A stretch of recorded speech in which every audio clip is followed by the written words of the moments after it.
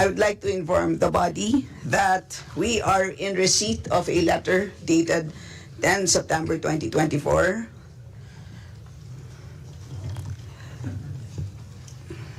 and I will read the letter. It is addressed to the Speaker. Dear Speaker Romualdez, the Office of the Vice President has submitted all necessary documentation to the House of Representatives Committee on Appropriations, including a detailed presentation on the proposed budget for fiscal year 2025. I have also articulated my position on the issues outlined in my opening statement during the previous hearing on 27 August 2024. We defer entirely to the discretion and judgment of the committee regarding our budget proposal for the coming year. Very truly yours, Sara Z. Duterte. Notably, there is no categorical mention in the letter as to whether the Vice President intends to attend the hearing or not, and so we extended courtesy to her office by waiting for 1 hour. But I would also like to mention to the body that we are joined by resource persons from the Commission on Audit as well as from the DBM, and I would like the COMSEC to acknowledge your presence. Good morning. Thank you, Madam Chair. May we kindly request our resource persons to please acknowledge when your name is mentioned. From the Commission on Audit, Audit Team Leader, Office of the Vice President, Fahad bin Abdul Malik Tumawis. Sir. State Auditor 1, Zara Jane Fegalan. Supervising Auditor 5, Imelda Celso. Attorney 5, Intelligence and Confidential Funds Audit Office, or ICFAO, Attorney Gloria Camora. Present, sir. Good morning po. State Auditor 3, Intelligence and Confidential Funds Audit Office, ICFAO, Silent May Del Campo. Good morning po. Present po. And also from COA, Supervising Auditor 4, Melanie Julie Salazar. May we also acknowledge our guests from the Department of Budget and Management, Director Elena Regina Virlantes. May we now proceed with acknowledging the presence of the members.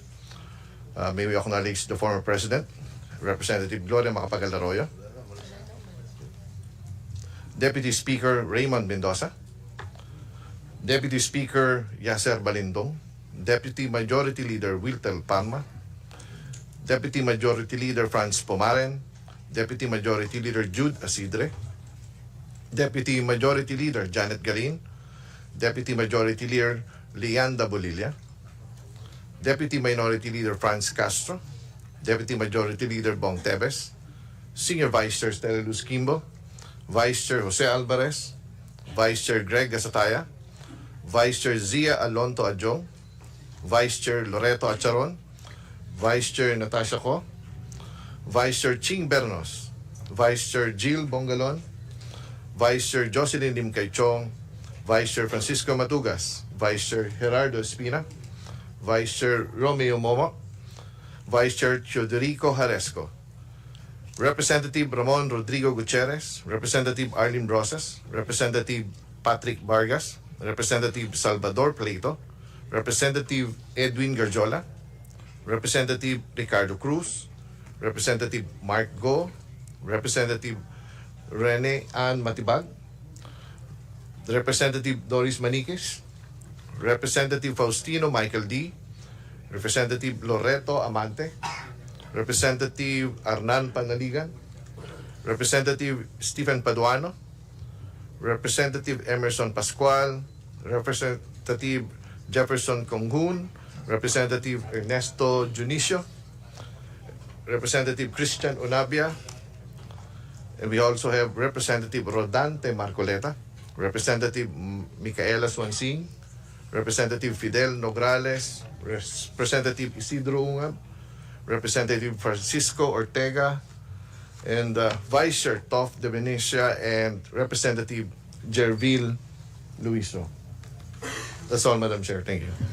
And just to confirm, COMSEC, no one from the Office of the Vice President attended. Yes, Madam Chair, that's true. Okay. So, Point of inquiry, Madam Chair. yes, please proceed. Kong Yes. Eileen. Madam Chair, so ibig sabihin wala po ni isa na dumating from the Office of the Vice President para sumagot ng mga tanong ng ating mga colleagues, Madam Chair. That is correct. Madam Chair, kahapon kasi hindi na kami pinagtanong sa Office of the President. Tapos ngayon naman, wala naman yung Office of the Vice President para tanungin namin, Madam Chair. So Madam Chair, hindi ko maintindihan kung bakit yung two highest position in the land natin ganito sa ating budget hearing sa Kongreso, no? Madam Chair, isang insulto sa mamamayang Pilipino at sa mga kinatawan dito sa loob ng Kongreso na hinalal ng mamamayan. Ano? Ang hiling natin makapagpaliwanag ng accountability at ang hiling natin ay maglinaw, no, ng mga, kasi marami pa po tayong tanong kaugnay dito. She may not like our questions last hearing, Madam Chair. She may not like being questioned about the OVP expenses. She may not like sitting with us here in the House. But Madam Chair, she is accountable to the people and she has this sworn duty to the Constitution, being the head of the agency, to be here, no, para po ipagtanggol or malaman natin yung budget niya, Madam Chair. So yun lang, Madam Chair, as a manifestation. Thank you, Madam Chair. Madam Chair, may I manifest also? Kong Eileen. Sorry, Kong France. Madam Yes, Chair, pwede ba kami naman muna, hindi naman sunod-sunod na sila na lang. Madam Chair, please. So, Madam I'd Chair, I'd so like wala to, pa naman before po tayo you sa... proceed, before May you I proceed, raise a before you proceed, parliamentary Conference, inquiry, Madam Chair? before you proceed, I'd like to remind our members for orderly proceedings, please wait to be acknowledged Yes, before ma'am, you pero- speak. So sa ngayon po, dahil nauna po si Kong France, paunahin na muna natin siya. So Kong France, please proceed. puro sila And na then po I will yung- recognize you after. Kong Dante. Kakasunod, Madam eh. Medyo nauna lang po siya ng 1 Di second po. ba, di ba Kong ang Dante. ating tradition, unang minority, pagkatas majority? Wala pa po tayo sunod-sunod sa naman sila. interpolation, Kong Oo nga Dante. po, pero maski na sa manifestation, dapat ganun din. Nauna lang po siya, so yes po. Kong France, please proceed. Thank you, Madam Chair. So, ang ibig sabihin nito ay kahit na binigyan natin ang Office of the Vice President na second time around na magpaliwanag do sa budget at magkaroon tayo ng pagkakataon na siya ay matanong dahil ito naman po talaga yung mandato natin dito sa Kongreso, no, mabusisi yung budget. So ang ibig sabihin po nito ay binoboykot niya tayo. Pagboboykot ito, Madam Chair, dahil wala pang akong natatandaan na ahensya ng gobyerno o executive branch na binoykot ang Kongreso dito sa budget hearing and deliberation. So ang ibig sabihin, Madam Chair, betrayal of her oath of office. Kahapon nakita ko yung kanyang video na ginagalang niya yung power of the purse ng Kongreso. Alam niya na tayo po yung nag-allocate or nagbabudget or nag-approve ng budget ng lahat ng ahensya. So dahil pinapaubaya niya na sa atin ito, na hindi niya man lang i-defend, kasi ang laki-laki nung Madam Chair, yung budget for socio-economic program delivery, socio-economic projects and stakeholder. Ang ibig sabihin ba niyan, inaabandonan niya na yung pinaplano niya siguro na ng mga constituents niya na bibigyan niya nitong mga programs na ito. So, Madam Chair, so ang problema dito, no, talagang bratinela to the max, no, na ayaw nang matanong, no, umiiwas sa mga tanong, at eto pa, no, kapag gusto nating tanungin, hindi uma-attend doon sa kaya talagang Madam Chair, siguro later on, kung ano yung later on na lang po, Madam Chair, yung aking magiging pasya dito sa magiging budget at recommendation sa budget ng OBP. So, pasensya na po ang taong bayan, binoykot tayo ng Vice President. Salamat, Kong Franz. Kong Marcoleta, you're now recognized. Salamat po, Madam Chair. Yung hindi po pagdating ng ating pangalawang Pangulo ngayon, ang suspecha ko po ay dahil sa nangyari na mga pagtatanong nung nakaraang pagdinig. I have heard the volume and the barrage of questions asked by members of this committee to the Vice President. Despite the fact, Madam Chair, I heard her several times saying, I forgo the opportunity of defending the OVP budget for 2025 by question and answer, and I leave it to the House of Representatives to decide on such proposal as presented. That was the template of an answer given by the Office of the Vice President. Madam Chair, napilitan po akong mag-raise ng parliamentary inquiry. I think I have earned this. If I survive my term up to next year, I would have survived also, or I would have completed 18 years in this institution. And in this length of time, I have observed a tradition. The tradition is the two highest positions of government, namely the Office of the Vice President and the Office of the President, are not traditionally subjected to questions. I have observed this for so long a time. May I refresh the memory of the members of this committee, Madam Chair. In 2022, the Minority Leader, Honorable Libanan, citing courtesy to the Office of the Vice President, took only about 13 minutes to move for determination of the budget of the Vice President. And after that, the Majority Leader seconded the motion. That was 2022, Madam Chair.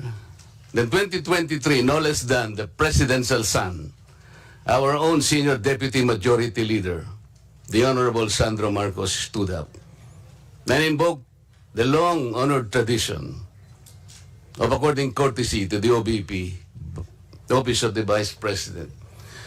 And in the same manner, he moved for determination of the Office of the Budget, the consideration of the budget of the Office of the President, Vice President. I also recall, Madam Chair, that it was terminated. And with the full consternation of Honorable Franz Castro, who then objected, but her objections were never heard until she moved to make up record by way of manifestation her objection. But the committee collectively said, you can no longer do that because there was already a termination of the hearing. This is the time-honored tradition, Madam Chair. For so long a time, we have kept and observed this. We have upheld this tradition. My question is this committee authorized to set aside or discard the tradition? That is the question. Your Honor, such motion was not introduced in the last hearing. I'm now introducing the motion, Madam Chair. I To second, terminate- Madam Chair. To terminate the consideration of the budget of the Vice President, Madam Chair, on the basis of the long and time-honored tradition, Madam Chair. In order for us to respect a tradition in the same manner that we have respected the tradition here that the first to interpolate every time is the member of the minority. That is the tradition. We have not yet discarded that. We're observing that because we are honorable members of this Congress. So the question is, why have we discarded that tradition? Is this committee authorized to set aside the tradition? If we are not able to do that, Madam Chair, then I honorably, respectfully now move to terminate consideration of the budget of the office of the Vice President, and I so move. Second, Madam Chair. Thank you. Madam Chairman, Madam Chair, Madam Chair. Move and seconded. Session suspended.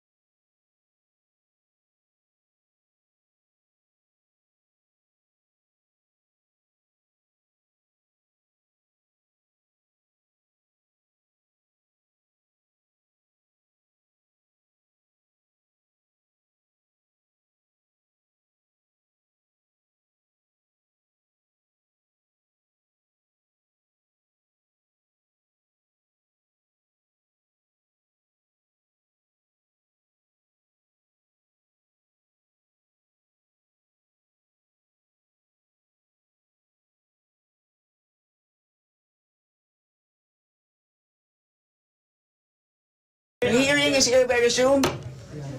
Madam Chair, I objected to the motion and may I explain why?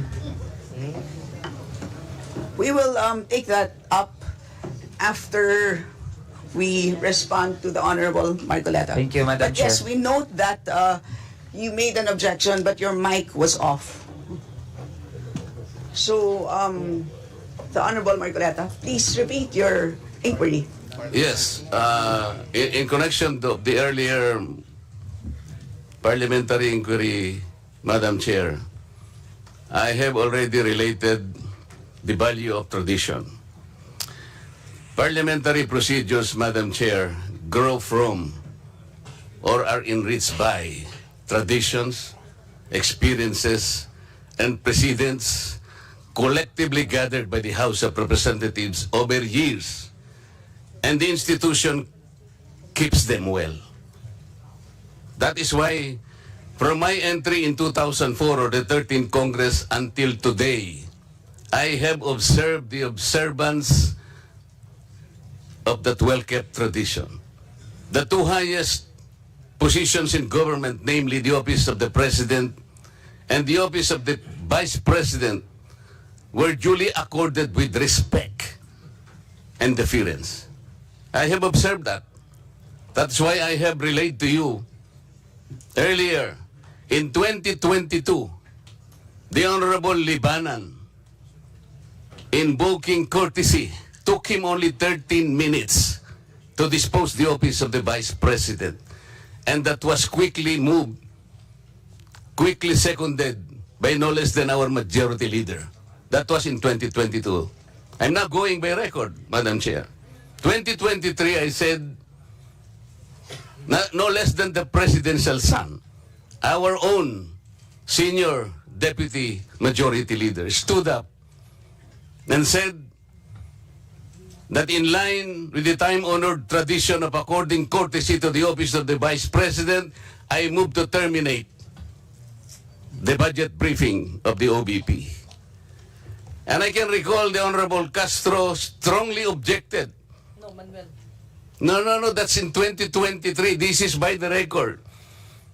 And she objected, but her objections were rejected by the committee because the committee already terminated the proceedings.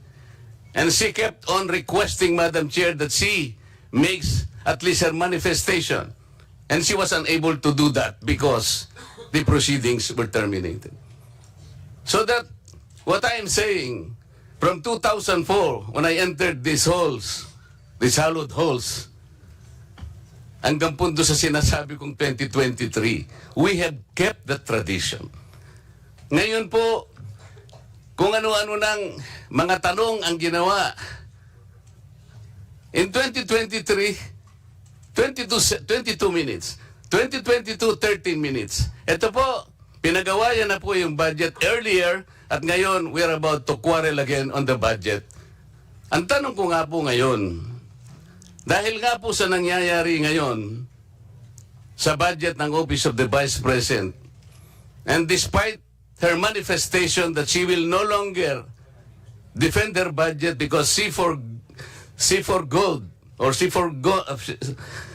sabi niya, I will forgo my opportunity to defend the budget of the OBP for 2025 by way of question and answer, and I will leave to the House of Representatives to decide such proposal as presented. We cannot even accept such kind of answer, Madam Chair. What do we need her to articulate for? So ang pinag-uusapan po natin, wala na po ba yung respeto sa tradisyon na yun?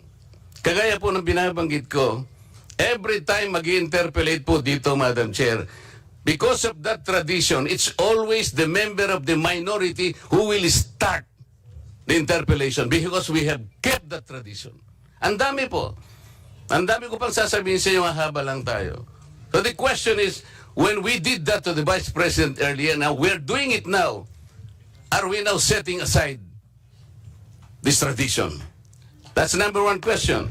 Number two, is this committee authorized to set aside the tradition? Your Honor, short answer is no to both questions. Okay. If that is the answer, Madam Chair, and we are all bound to respect one tradition so sacred in our hearts, because we are called honorables in this house. We cannot be honorables if we cannot honor our own tradition. We are defined by what we believe as a tradition in this house.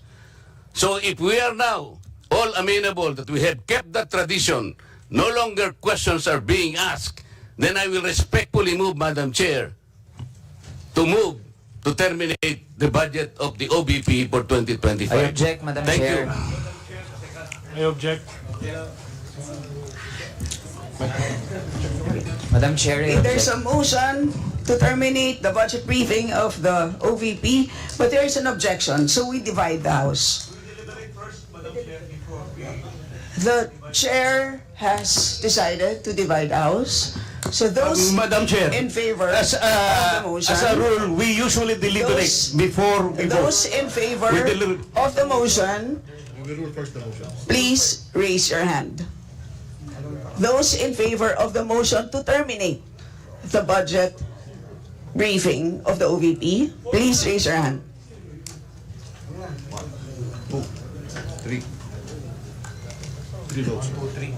All those against. Those who are not in favor of terminating, raise your hand. For non-tradition.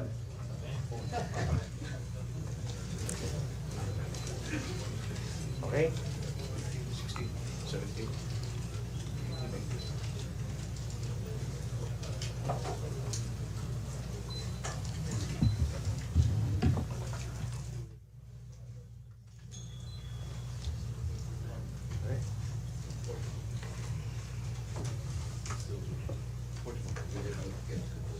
45. 3 in favor, 45 against. 3 in favor, 45 against. Motion is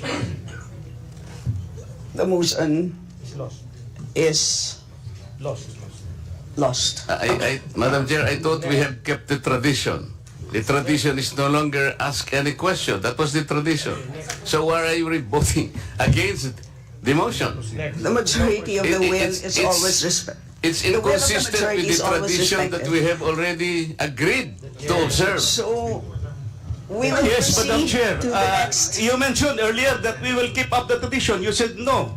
Earlier, For no, orderly we voted proceedings, I against. remind the members to please wait to be recognized before speaking. So, the chair now recognizes the Madam budget Chair. sponsor, the Honorable Zia Adyong, to give a recap of what transpired in the last hearing. Madam Chair, Thank you, Madam Chair. Madam Chair, before Chair, we proceed with Vice Chair Adjok, can I Yes, explain my um, vote, Madam Chair? Paduano? Can I explain my vote? Why I voted against the motion of the Honorable Marcoleta? Just a short lang. You have 1 minute. Thank you po. Madam Chair, tama po. During the previous hearing, wala pong nag-move to terminate the budget. That's number 1 po of the OBP. Number 2 po, the demand or the answers being given by the Vice President during the time. Personally, it does not satisfy this representation. Thirdly, Madam Chair, the courtesy being given to the office of the Vice President is afforded if she is present in today's hearing. How can you give that courtesy when Paki is absent in today's hearing, Madam Chair? I might change my vote for that, but Was the President of the Philippines present? Please. Please I am wait about to to be be recognized, recognized. Madam Chair. Please wait to be recognized. Please proceed, Kong Paduano. You you're have not 30 yet recognized, seconds. Marcoleta. Madam Chair, maybe I will change my vote if the for the motion Marcoleta if the Vice President is present in today's hearing. But he's absent. How can I personally vote for that? Because he's not present in today's hearing, Madam Chair, and that courtesy should be given to those head of office that should be present during the budget deliberation, Madam Chairman. Thank you. So, Kong Zia, you're now recognized. The floor is yours. Thank you, Madam Chair. Majority Leader, Representative Manix Dalipe, Committee Chair Saldico, members, honorable members of this committee. Bismillahirrahmanirrahim. Assalamualaikum warahmatullahi ta'ala wa barakatuh. Good morning po sa ating lahat and welcome to the continuation of the budget briefing of the proposed 2025 budget for the Office of the Vice President. Madam Chair, in the previous hearing for fiscal year 2025, the Office of the Vice President proposed a budget of 2,037,305. As of the most recent report, the OVP has an obligation rate of 39.9% for 2024. During the last budget briefing, several topics were propounded that the committee sought to be clarified upon. First, members of the committee asked the Office of the Vice President regarding the notice of disallowance issued by COA for the confidential funds released in 2022 indicated that 73 million pesos or 58.6% of total was not utilized in compliance with Joint Memorandum Circular 2015-01 of COA, DBM, DILG, GCG, and DND. The Commission on Audit has ordered the disallowed amount to be returned. Second, several members of the committee examined the grounds for the disallowance. The COA report stated that this was due to non-compliance with guidelines and the non-submission of supporting evidence or documents. Third, it was noted by members of the committee that the 125 million pesos confidential fund for the fiscal year 2022 was utilized from December 1 to December 31 of the same year in 2022. A common comment by members, Madam Chair, was that this short period of time within which a huge amount of fund is spent raised further clarificatory questions on the validity of the spending. Fourth, members of the committee raised that there were supposed duplications between the Office of the Vice President's medical and burial assistance programs and those provided by the DOH and the SWD. Clarifications were sought on how these overlaps would be addressed to ensure the proper use of resources. Fifth, there were inquiries about the accessibility of various OVP programs, such as the Educational Assistance Program, the Kalusugan Food Truck, and the Magnegosyo Taday initiative for MSMEs. The committee sought further information on how these programs align with the OVP's mandate. And lastly, Madam Chair, the committee requested an explanation of how the OVP's programs reflect its constitutional mandate and whether the proposed 2025 budget will support continued progress in these areas. That would be all, Madam Chair, and I would yield back the floor to the Senior Vice Chair, Representative Stella Kimbo. Maraming salamat po at magandang umaga po sa ating lahat. So we shall begin interpretation. Siyempre nakakalungkot na wala tayong representatives mula sa OVP, pero muli meron tayong representatives mula sa DBM at COA. And again, I would like to Madam Chair. Remind our members that you each have 5 minutes for your interpellation, and to remind our resource persons that those 5 minutes will not include your responses. And so, the first Madam to Chair. interpellate from the minority, we have the Honorable Ramon Rodrigo Gutierrez. You have 5 minutes. The floor is yours, Congroj. Thank you, Madam Chair. Good morning po to our resource persons from the COA and the DBM. Madam Chair, this representation, first and foremost, laments the fact that the Office of the Vice President has failed to appear today. We lament the fact that, as I understand, the committee actually extended courtesy. In the letter, it was indicated that the Vice President may or may not attend. However, it is required that a representative be here. Unfortunately, not even a representative is present here, kahit USEC man lang, ASEC, not even a director, for us to be answer questions. As a personal courtesy to the Office of the Vice President and understanding her responses from the last hearing, this representation has opted to question mostly the budget of 2023 regarding the regular budget. But even then, unfortunately, it would seem that the OVP is not here for us to question So but in line with their duty in the House for the deliberation of the budget, I will carry on with my questions. Siguro po dito na lang si COA because coincidentally my questions are precisely on the COA report. So with that, Madam Chair, I will be now proceeding with my questioning to the COA. Point of order, Madam Chair. What is your point of order? And please explain the rule that is violated. The rule violated, Madam Chair, is our tradition. You just upheld that the tradition will be respected. And so, if questions will still be asked, then the tradition that we have kept so well, that you have said that we're not about to discard right now, will be disrespected again. I thought we understood each other. There was already a ruling. Kong Marcoleta, we had already voted earlier on that issue. That's on the another addition. matter, So Madam Chair. your point is not well taken. Please proceed, Kong Rog. Thank you, Madam Chair. So, Madam Chair, I'd like to direct my question to the COA. Madam Chair, I understand part of the budget of the OVP was utilized for the construction of satellite offices. Would that be confirmed by the COA?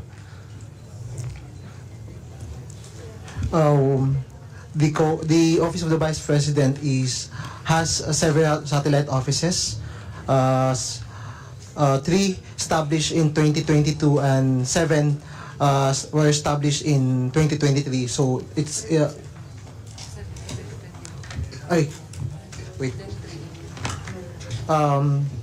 stand corrected. 3 force based on the report, or 7 was established in 2022 and 3 was established in 2023. So around 10 satellite offices were established by the Office of the Vice President. Madam Chair, my next question was supposedly about whether there were additional satellite offices or extension offices established in 2024. But I believe the COA will not be able to answer this, so I will forgo this question. I also have a question as to whether there will be additional SOs and EOs in 2025 as to their proposed budget. But I understand also the COA will not be in a position to answer this, so I will forgo this. Madam Chair, based on the OVP, Annual Audit Report for 2023, there is an item there regarding the rent and lease expenses. Would you be able to clarify with us what were your findings on rent and lease expenses?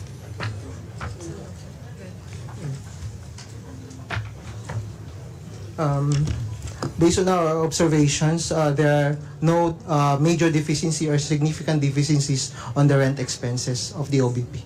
Sorry, Madam Chair, may I clarify, magkano po yung lease expenses that you have found in your audit report?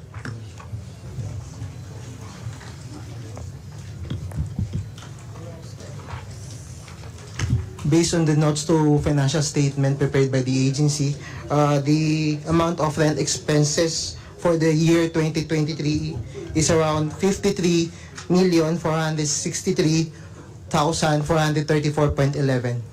And Madam Chair, for fiscal year 2022, how much po yung lease nila? For the 2022, it is 29,867,228.20.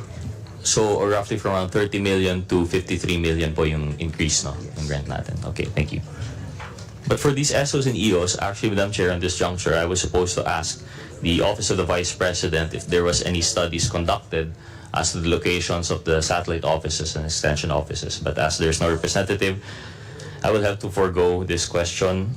Madam Chair, may we ask the COA, based on their reports, in the previous administrations, were satellite offices and extension offices constructed by previous administrations?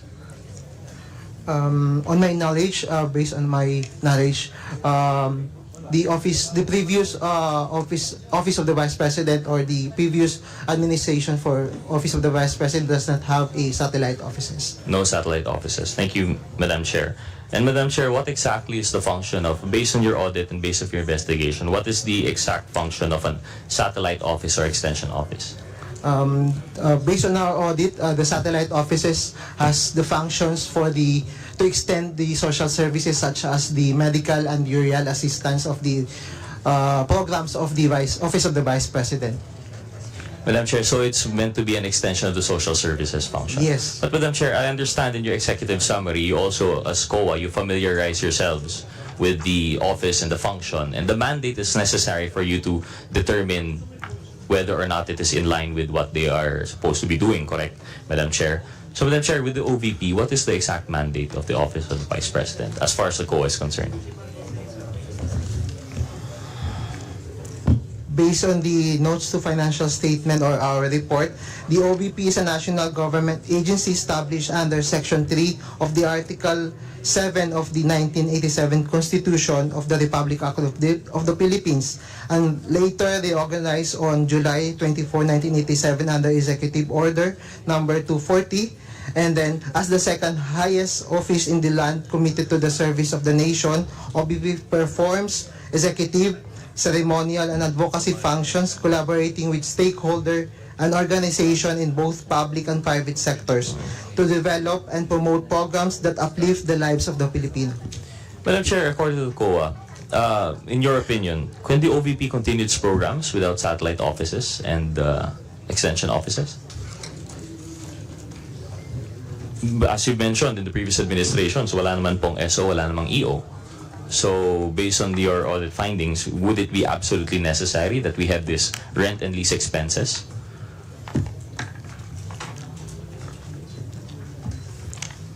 I think if the question is kung necessary po ba yung mga pag-open ng extensions offices, I think the question must be addressed to the Office of the Vice President, not the auditors. But then on our point of view, based on our audit, that to extend the services, it is considered or it may be okay for the Office of the Vice President to open an extension office or satellite offices to extend their services. Thank you, Madam Chair. Actually, I would agree, and I was actually considering foregoing that question, but I just wanted to get the COA's opinion since they have institutional and historical knowledge of yung previous administrations and the fact that they were able to carry out their functions without satellite offices and extension offices.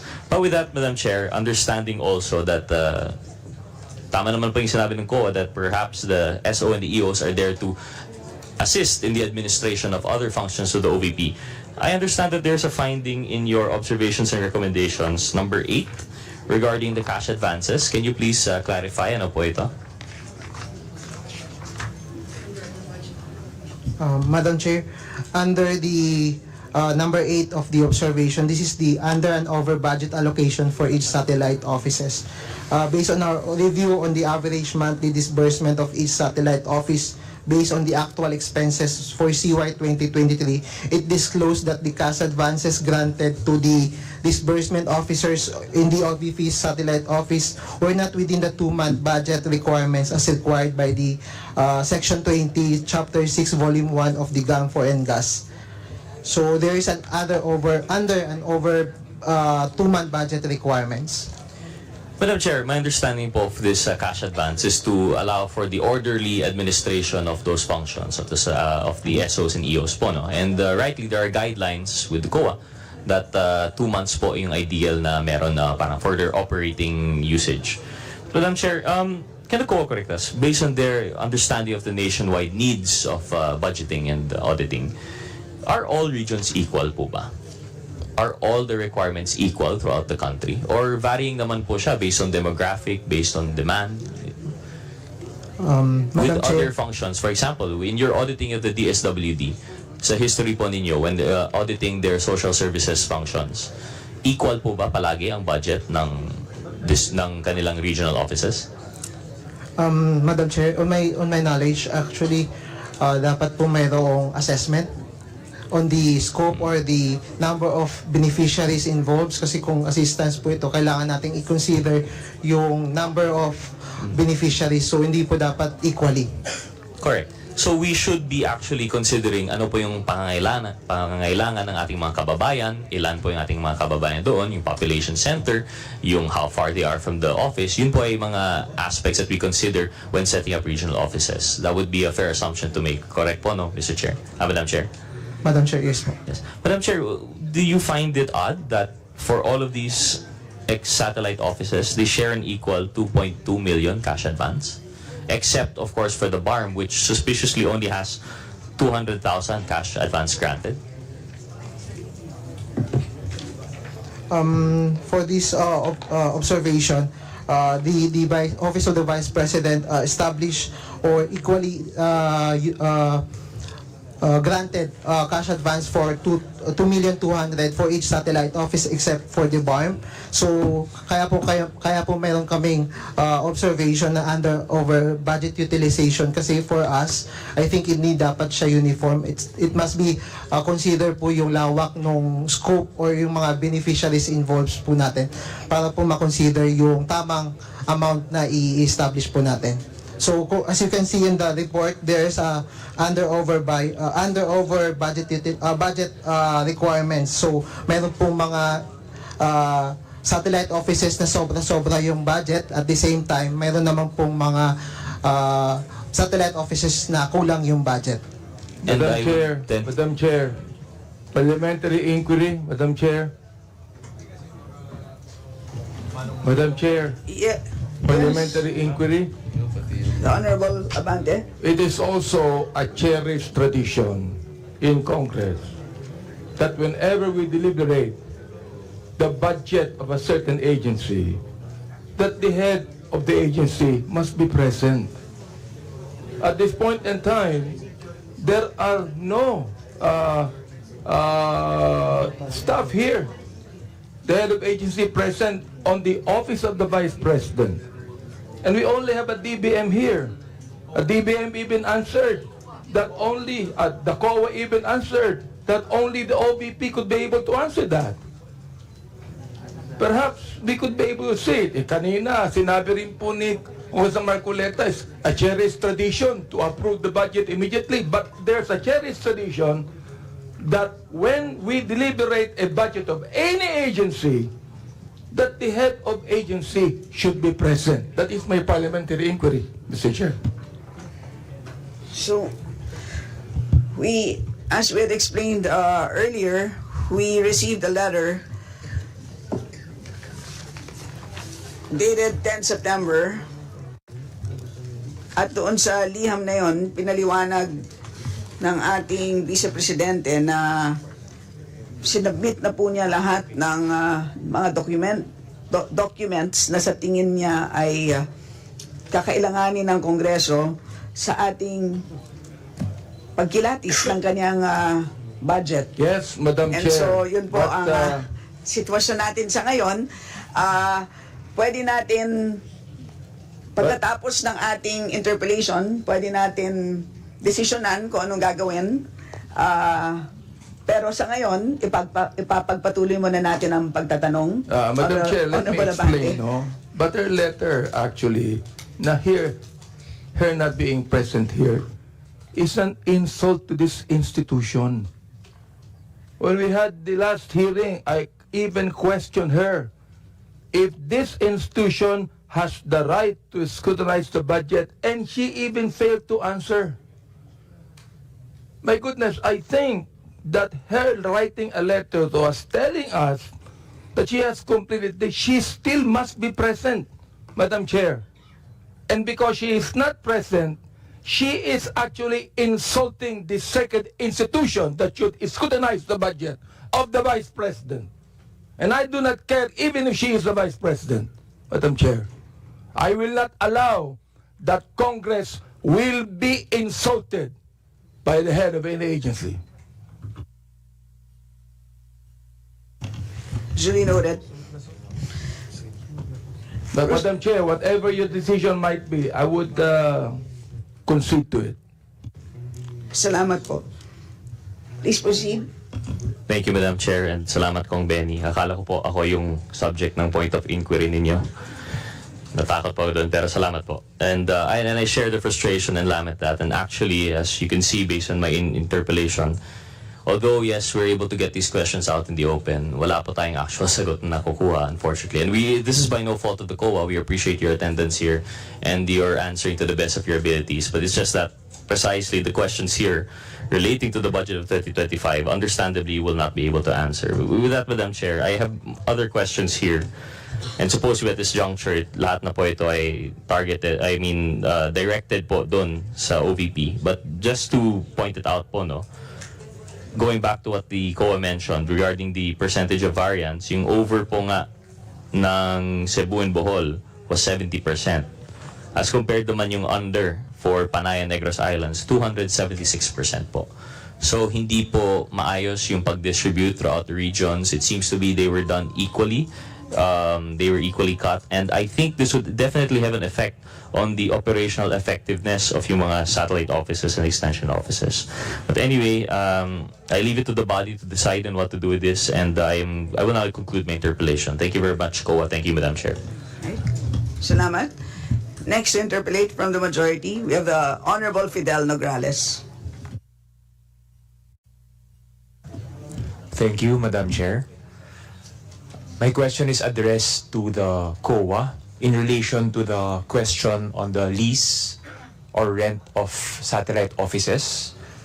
I would like to ask, based on your audit report, that you mentioned that in 2022, there was 29 million, and in 2023, there was 53 million spent on lease or rent of satellite offices or extension offices. In your audit report, do you have details on the breakdown of this 53 million spent on year 2023? If yes, can you provide our committee with information on how this 53 million on the lease of satellite offices was spent? Madam Chair, based on the report, the rent expenses or lease expenses in CY 2023 represents the payment for the lease of office at the Robinson Cybergrid Plaza, Disaster Operations Center, and various satellite office locations. It also includes the lease of storage space for various files and equipment and lease of multi-copier machines. So, for your question, Madam Chair, on the exact amount or the breakdown of the 53 million, we can provide it on the later date because we have no on records on file as of this moment. Madam Chair, on record, do you have an average of the monthly lease or the rent of these satellite offices? For the monthly average, Madam Chair, as of now, we cannot provide the exact amount or the average because in the report we have no written or there is no breakdown on the annual or the monthly expenses for rental. But we will we can provide the copy once we got the documents on the office. Thank you, Madam Chair. I would also like to ask about the salaries and wages. If you have information in your audit report regarding the disbursed amount for contractual and casual employees of the satellite offices.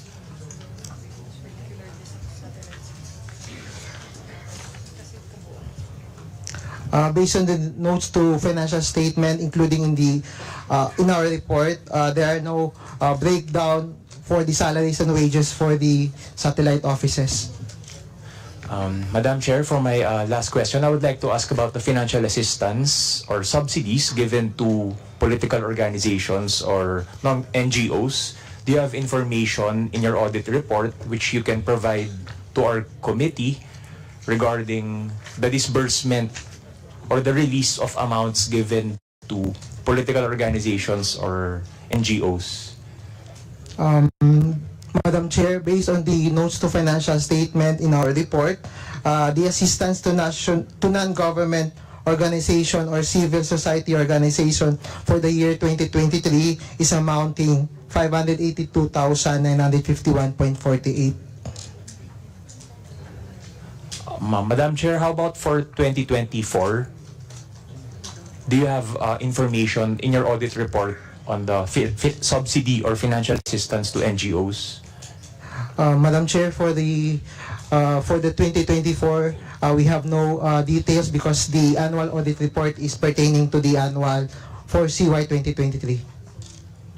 But we can provide the details once we have once we back in the office. Thank you very much, Madam Chair. Okay, salamat. Next is the Honorable Arlene Brosas. Madam Chair, But Madam before you Chair. begin, point of order, Madam Chair. what is your point of order? And what is the rule being I violated? do realize the kindness of our colleagues here. And I really appreciate that kindness, Madam Chair. But we are facing a blank wall. My goodness, without the presence of any of the officers and officials of the Office of the Vice President, we are facing a blank wall here, Madam Chair.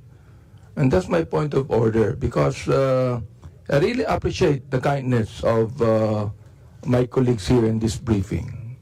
Masyado tayo naging mabait, Madam Chair, and I would think that it is time for us to realize that we should not allow any head of agency to further insult the authority of Congress to scrutinize the budget, Madam Chair. That is my point of order. Madam Chair, very quickly, Madam Chair, yeah, if I may. Kong Abante, I believe that was a manifestation, not a point of order. So yes, we note your manifestation and we proceed to the Honorable Garin. Yeah, thank you, Madam Chair. With due courtesy to my mentor and, of course, a legislator who have been here for long. We admire and we respect the context of the Honorable Abante. However, Madam Chair, I believe this issue has been deliberated for several hours already since we started. With that, Madam Chair, even with the absence of the Vice President, but with the presence of other officials here, and with members who would like to ask questions, can we please proceed with that with due courtesy to the Honorable Abante, Madam Chair? Because we also have other meetings to attend to and we have a lot of members listed. So with that, Madam Chair, I hope that we put a period on that issue. Maraming salamat po. Yes, and let me just thank you, Honorable Garin, and let me just add a few more points. First is, kung naalala niyo po, nung huling hearing, yung ating representative mula sa COA, yung si Assistant Commissioner Juliano, ay wala siya masyadong naibigay na information dahil hindi naman po siya yung individual na nakakaalam nung mga tinatanong ng mga members. That's one. Pangalawa po, ang audit report for 2023 ay hindi pa po posted ng COA. So hindi pa alam ng ating mga members, pati ng ating mga kababayan. And that's the reason for why marami pong nakalista sa ngayon. There are 14 members who wish to ask questions. So kung sana po mamarapati natin, ay papayagan natin ang ating mga miyembro na magtanong. Kasi meron silang mga genuine na curiosity talaga dito sa budget ng OVP. So, yun lang po. Kaya, payagan na muna natin and later on, let's decide kung anong gusto natin gawin dito sa budget ng OVP. Madam Chair. Yes po. Yeah, I would accede to that, Madam Chair, but let me just explain further. No? I was asked, what if the Vice President would not come to the briefing? No? Sabi ko, that's fine. As long as other officials of the OVP that could be able to answer us concerning the budget would come, Madam Chair. Yes. But there's no one here. Thank Secondly, you. Madam Chair, We have already... I would like to remind our people that are listening right now, this is not just one congressman, this is a collegial body. And being a collegial body, as given the mandate by the Constitution, to brief and ask questions concerning the budget, the fact that the head of the agency is not here today is further giving an insult to the body here, and that is, I think, to be unconstitutional, Madam Chair. Yun lang po ang gusto kong sabihin. And I would accede that we should continue on. Thank you. Salamat po. And again, continuing with the proceedings does not mean that this is an acceptable situation. Ang sinasabi lang po natin is, let us take advantage of the presence of our very hardworking members of GOA and DBM. Pagkakataon na po na malaman ang hindi natin nalalaman tungkol sa budget ng OVP. So with that, please proceed. Sorry, I have not yet recognized the next to interpolate. From the minority, we have the Honorable Arlene Brosas. Thank you, Madam Chair. Maraming salamat, Madam Chair. Madam Chair, I would also like to mention na I believe during the time of Vice President Leni Robredo, we were able to ask her some questions. So, Madam Chair, hindi po cast in stone yung usapin ng tradition. So, Madam Chair, meron tayong mga ganun ding precedents, Madam Chair. Thank you, Madam Chair. Now, on to my questions, Madam Chair. Kaugnay po sa programa ng OVP, of course, ayun, again, wala dito. So, pwedeng itanong ko na lang sa COA ito. Yung OVP kasi meron siyang program na kalusugan food truck. Mobile kitchen para sa pagbibigay ng pagkain sa mga disaster responders. Based on the COA report, there were food items nearing expiry. Food items that were not found in the storage area, and food items which were kept in an unventilated shipping container during the physical inventory taking on last December 18 to 20, 2023. Ang tanong po natin sa COA, magkano yung worth ng lahat ng ito?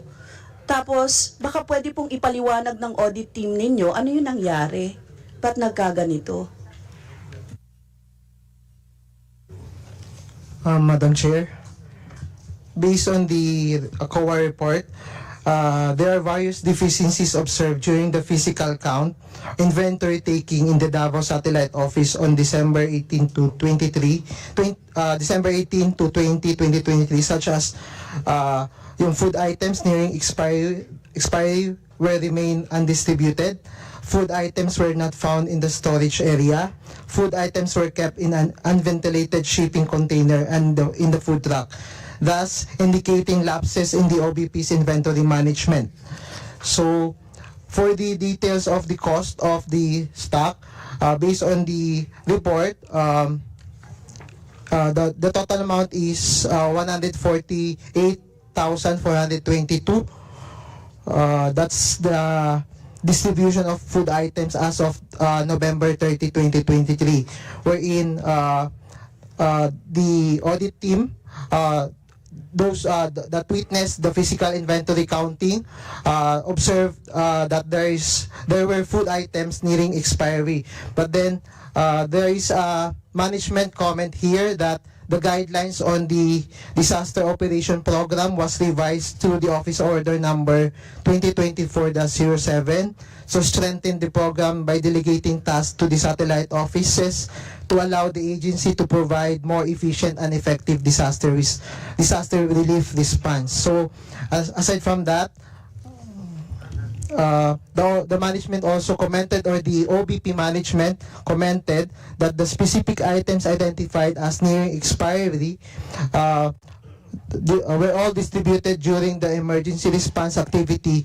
from December 27 to 28, 2023 and January 31, 2024 to February 2, 2024 as per post-activity reports with the food truck meals plan. So, in here po, na-distribute na po yung mga nearing expiry items. Then, in 2023 also, it was observed that the mobilization of the food truck located in Metro Manila, which caters the entire Luzon Island, was higher compared to the food truck in Davao. Hence, the Disaster Operations Center of the OBP decided to transfer the cup noodles to Metro Manila to avoid expiry. Then the transfer was done without additional cost to the OBP since it is coincided with the scheduled travel of the DOC personnel. So For the status, these all cups noodles were distributed during the emergency response activity in December 2023 in relation to the Tondo fire incident as per activity reports. And lastly, all food items inside the Kalusugan food truck were transferred to the storage facility. And on November 14, sub-food items were brought on board to the food truck for distribution. However, the Davao Satellite Office had to prepare to receive the 25,000 gift pack for the OBP anniversary Thanksgiving activity. Thus, they decided not to unload the food truck and transfer the other food items to the container van to provide space for the said gift packs. After the said activity, the food items stored in the food truck and container vans were brought back to the storage area on January 3, 2024. That's all, Madam Chair. Madam Chair, para ako nagde-deja vu ng DepEd, yung mga na-expire na pagkain at saka powdered milk. Sinasabi niyo po, ayun din yung tanong ko sinasabi niyo po na yung powdered milk, cereal drink, instant coffee, pinamahagi siya during the emergency response activity. Pero ito yung kung kailan malapit na yung expiration date ng mga items, Madam Chair. So, syempre hindi ko naman kayo matanong kasi OVP yung naggawa. Bakit ganito, Madam Chair, no? Ang dami palang mga deficiencies na ganyan. Tapos, hindi na ubos yung pondo, right? May natitira pa ito? Madam Chair, what specific fund po? Yung fund po para dito sa Kalusugan Food Truck.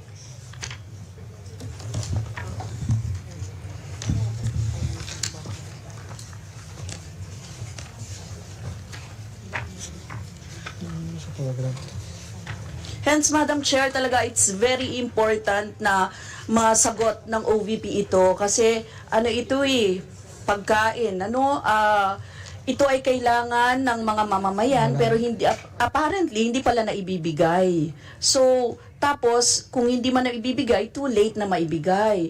Tapos paulit-ulit ito. We've seen this doon sa DepEd and we are now seeing it sa OVP, Madam Chair.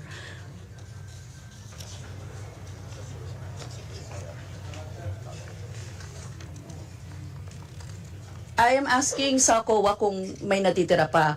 But while you are looking for the details po, may tanong ako sa Magnegosyo Taday.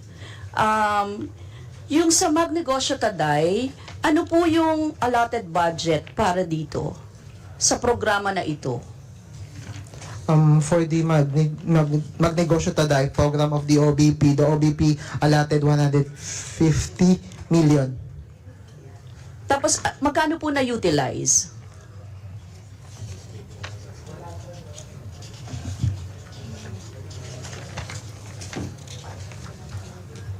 Based on the COA report, out of the 150 million, only 600,000 or 0.40% were utilized as of December 31, 2023, Madam Chair. So, sayang yung pondo, Madam Chair. Sayang yung pondo para dito. And Madam Chair, parang pwede naman ito inilagay na lang sa DTI. Kasi kung yun pala yung pondo na yun. Or baka pwede pa sa mga iba pang mga sectors na nangangailangan, DSWD or the Department of Human Settlements and Urban Development. Yun lang, Madam Chair, may mga malalaking pondo dito, sayang, tapos hindi nagagamit ng maayos. Madam Chair. And can you give me po yung to follow na lang, gusto ko po kahit yung i-explain ninyo kung yung mga food items, expiry, tapos magkano yung nagastos doon, magkano yung kasi observations po yan tapos kung ano pa yung natitirang pondo para doon. Yun lang, Madam Chair, maraming salamat. Thank you. Salamat. Next is from the majority, we have the Honorable Doris Meniquez. Good morning, Madam Chair. Good morning po sa lahat. Ang question ko lang po sa COA, meron po ba tayong guidelines na mga list ng properties natin? Katulad po itong sa OVP, lumalabas po na 53 million ang list niya per annum na kung tutusin po, parang duplication lang din ng mga line agencies natin. May guidelines po ba tayo para dito? Madam Chair, for the guidelines, for the procurement of rental or lease of spaces or rental of real property and other items or other equipment, it is based on the procurement law RA 9184. Madam Chair. Madam Chair, kasi po nakikita natin na yung mga services na inoffer ng mga satellite offices at extension offices ay binibigay din naman po ng regional offices, ng mga line agencies katulad ng DSWD, DOH, DOLE, TESDA, lahat po yon. So hindi ho ba natin dapat ma-disallow yung mga ganong expenses na duplication lang?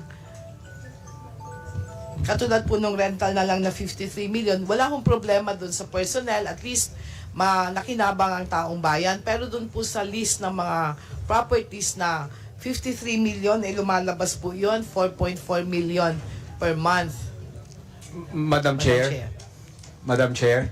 if I may interject in line with the questioning of our good Congresswoman, maybe we can use this as a reference.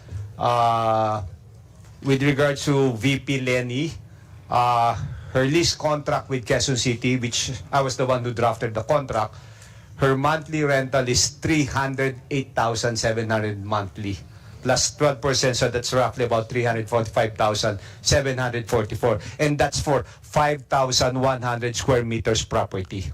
So, makita po natin kung gaano ka mura lang po yung rental na kinukuha niya, and it's only one that was in Quezon City. So, for the information of everybody, probably we can use it as a term of reference.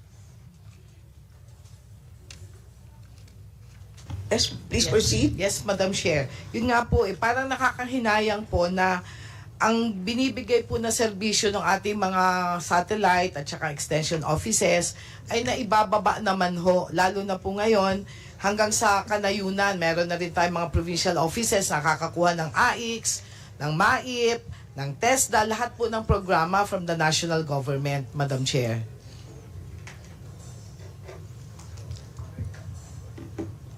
Tapos ang pangalawa ko pa pong question, regarding po doon sa mga satellite offices, meron pong 10 plus 2 extension office. Madam Chair, samantalang we have 18 regions. So paano po pinili? Parang meron tayong pinapaboran pagdating po dito sa programa ng extension offices at satellite offices na kung saan, sabi nga po, ay mas madaling makakakuha ng mga tulong sa Office of the Vice President, Madam Chair. COA? Madam Chair, as to the establishment of the satellite office and extension offices, I think the Office of the Vice President is the one appropriate to answer the questions because they are the one who determine the satellite offices. Thank you, Madam Chair. That's all. Ma'am Chair? Yes, Kong Paolo? Sayang kasi yung momentum ni Kong Bing. Kong Bing, ni Nanay Bing. Kasi may mga copies tayo nung mga satellite offices. When the Honorable Kong Franz Pomaren gave that number out, parang hindi ba parang overpriced yung mga rentals, Madam Chair? I don't know who's going to answer that. Do you want to show it para makita natin dito sa screen? Paano ba, ma'am? Baka pwede natin ibigay sa COMSEC and then ililista kita with the indulgence of Kong Franz. Pwede po ba, Kong Franz? I'll give you the contract. Okay, kasi ang susunod dapat is si Kong Franz. With your kind indulgence, pwede ba natin paunahin na muna si Kong Paolo? Saka...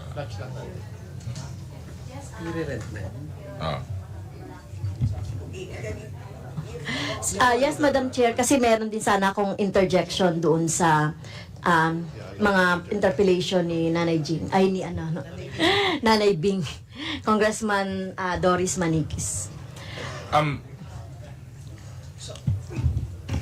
Okay. So can you just please send that to the COMSEC? Yes, Madam Chair. I'll send the copies. Total na i-voice out ko naman yung opinion ko na Madam Chair. Okay, Pwedeng quick. Kaya lang, medyo maraming nakapila sa majority. So, hindi talaga natin kakayanin na may singit ka. So, if pwede, are you staying until the end? Okay, so sige. So, itutuloy na lang natin. Okay, so next to interpellate is the Honorable Kong Franz Castro. Yes, Madam Chair, before I interpellate, gusto ko lang mag-manifest doon sa pinag-uusapan kanina about the opportunity, So, gusto lang natin, Madam Chair, itama, yung maling pagtingin ng Vice Presidente na opportunity ang pagharap niya dito sa Kongreso at mamamayan upang ipaliwanag kung paano ginastos at paano gagastusin yung kanyang mga budgets, Opportunity na pwede niyang i-forgo. So, tingin ko, Madam Chair, mali siya doon. Tungkulin niyang sagutin ang mga tanong natin dito at hindi ito negotiable. Just like it is the duty of every agency of the government. Kaya tama yung recollection ko kanina, Madam Chair, na nag-object kami kung tiniterminate agad ang budget, even in the office of the President dati.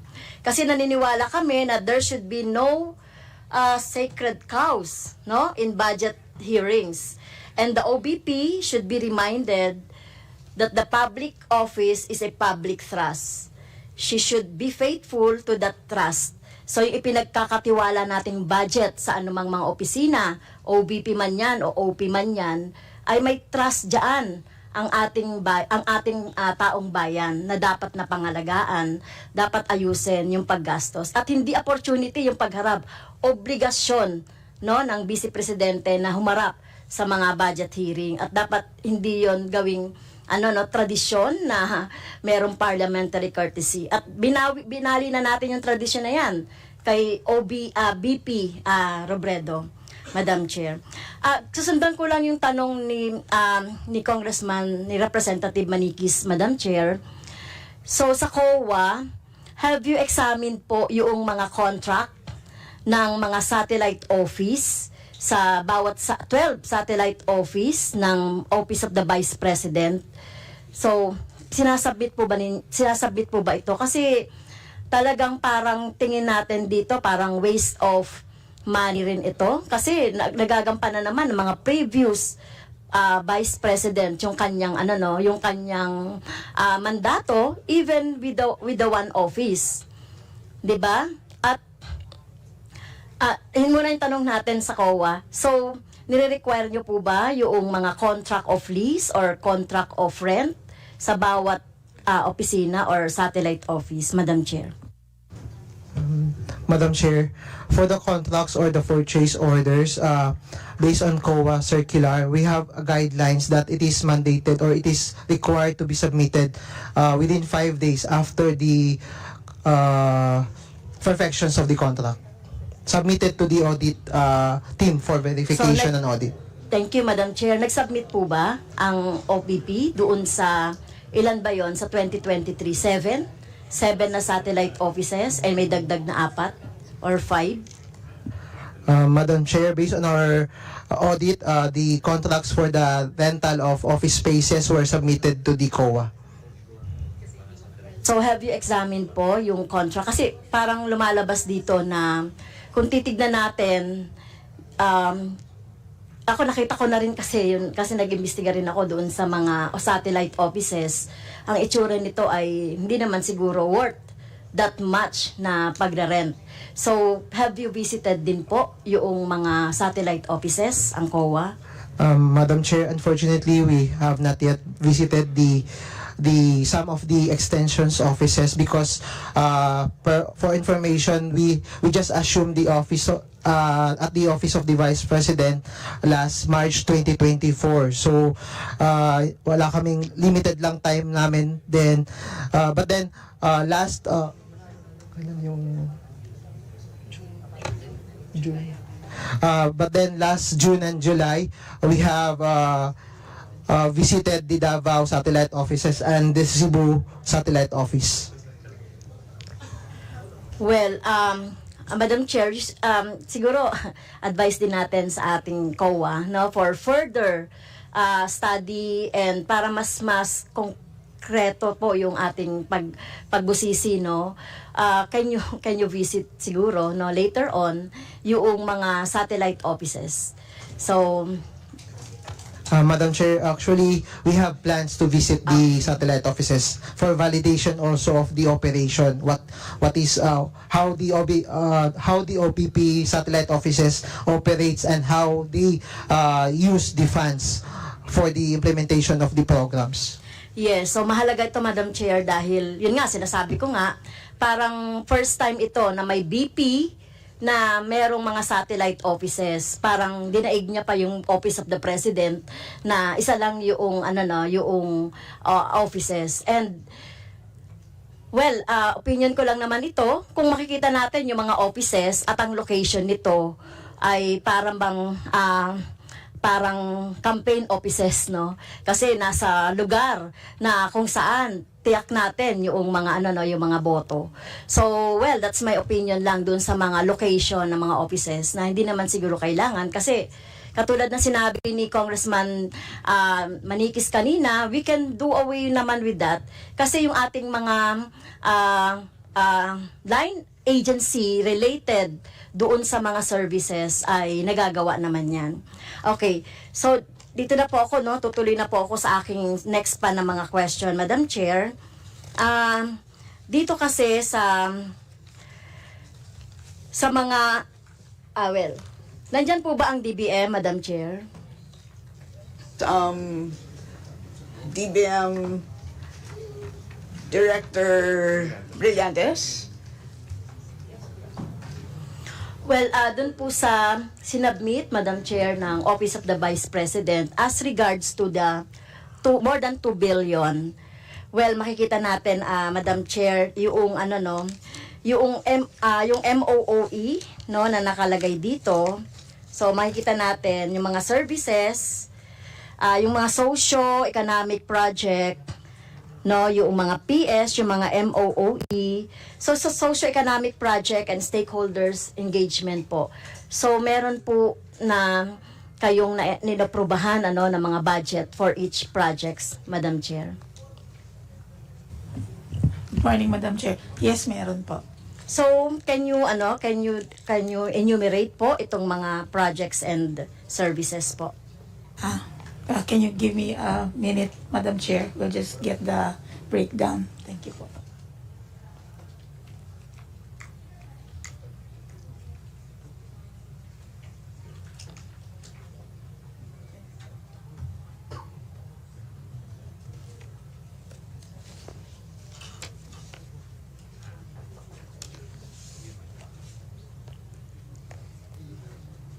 Well, baka matagalan pa, Madam Chair. Nandiyan na ba? Kasi tutulungan ko na kayong sumagot. To enumerate po. Meron pong rice food bags, nationwide gift giving, Ramadan food packs. Director Brillantes, kindly speak closer to the mic. Pagbabago campaign, wheelchair distribution, medical assistance, burial assistance, educational assistance, and libreng sakay. Well, tama po, Madam Chair.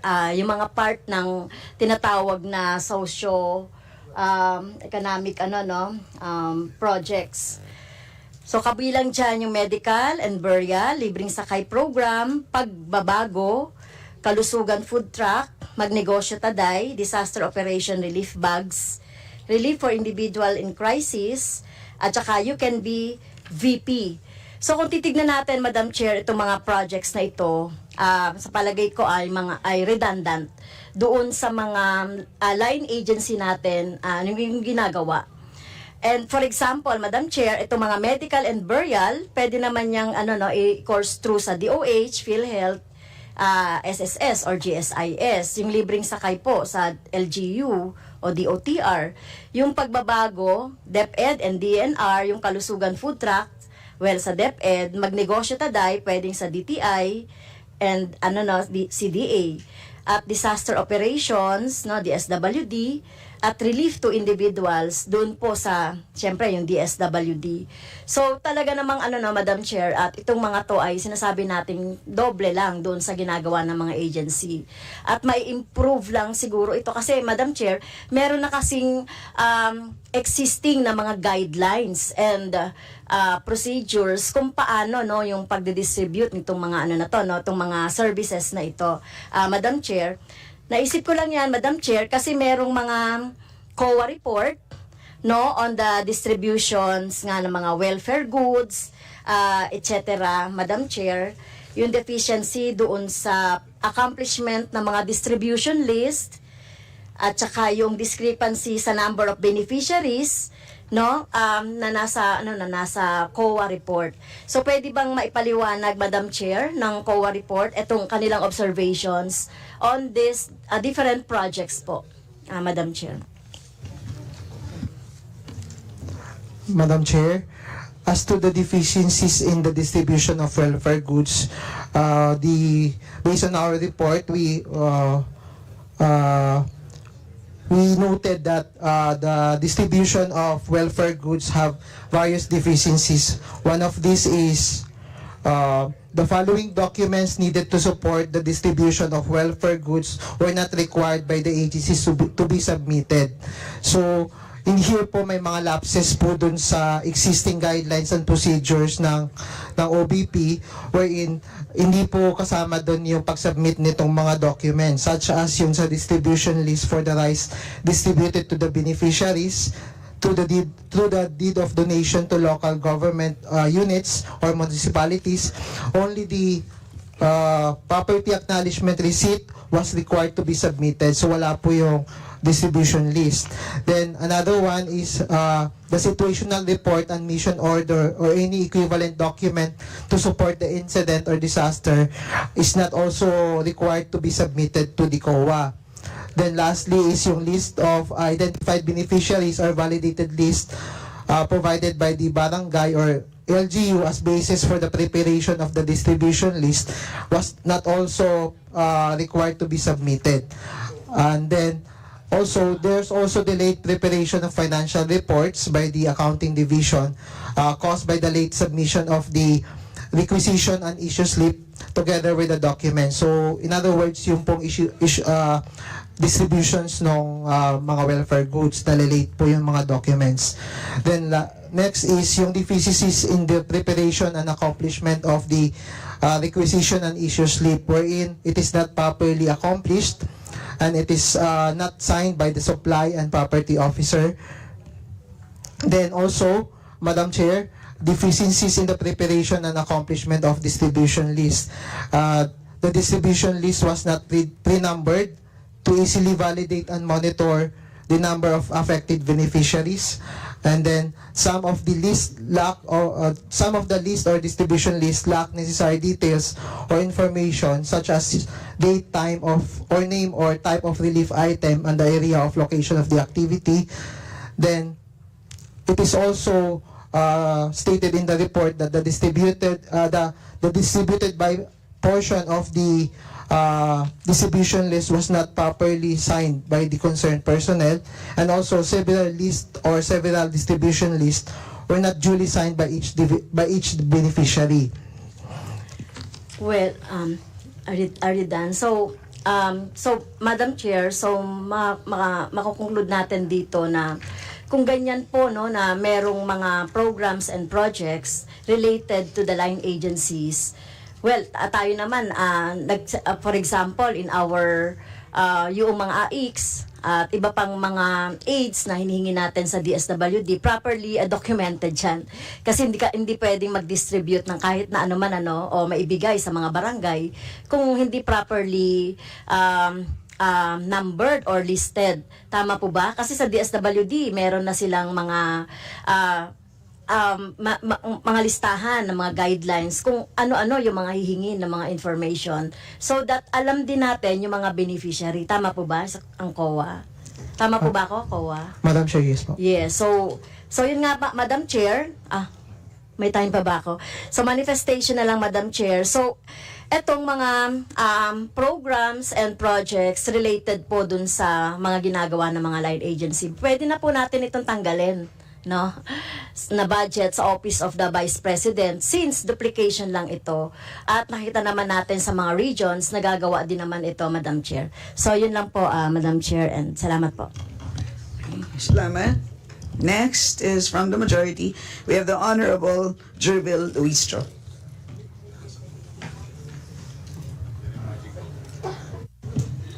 Good morning, Madam Chair. And good morning to all the esteemed colleagues and our resource speakers.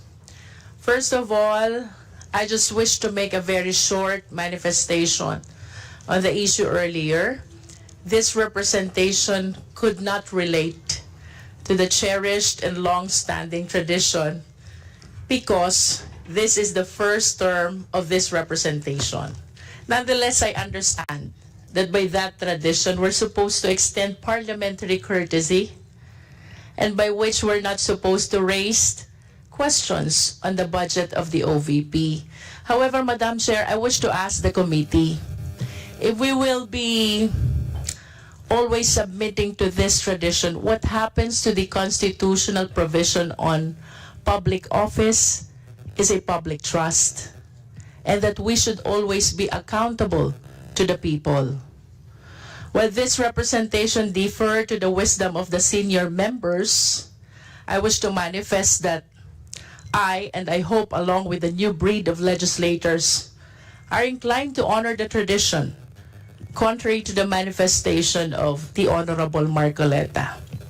However, Madam Chair, what happens if the tradition is not sufficient? What happens if the tradition is not effective? What happens if the tradition does not unite and instead it divides? Let us all remember that in all parliamentary proceedings, the majority always rule. And it is on this light that I wish to commend the chair for immediately proceeding to the division of the House. And when the committee voted for no, it has rendered the issue yes, moot and academic. And I concede to the Honorable Garin that even this representation disregard this rule. That is a manifestation, Madam Chair. And proceeding to the interpellation, I wish to invite the attention of the COA to welfare goods. Can we show the slide first, please?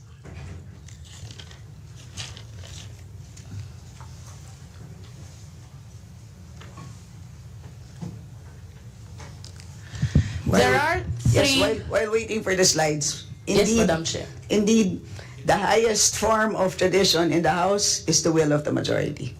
Thank you, Madam Chair. Salamat. But that was very enlightening, Madam Chair.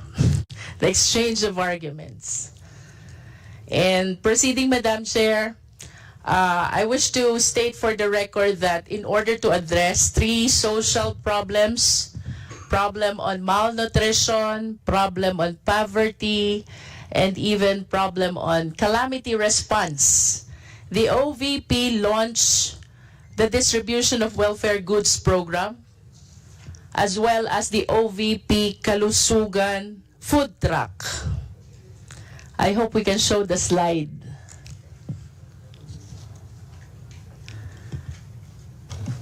However, Madam Chair, the slides, please. regardless of how ideal and how good these programs are, there are rules that we need to follow. And I wish to invite the attention. The first slide, please. The first slide. One slide back. This is the last. Oh, sorry. I have 3 slides only, Madam Chair.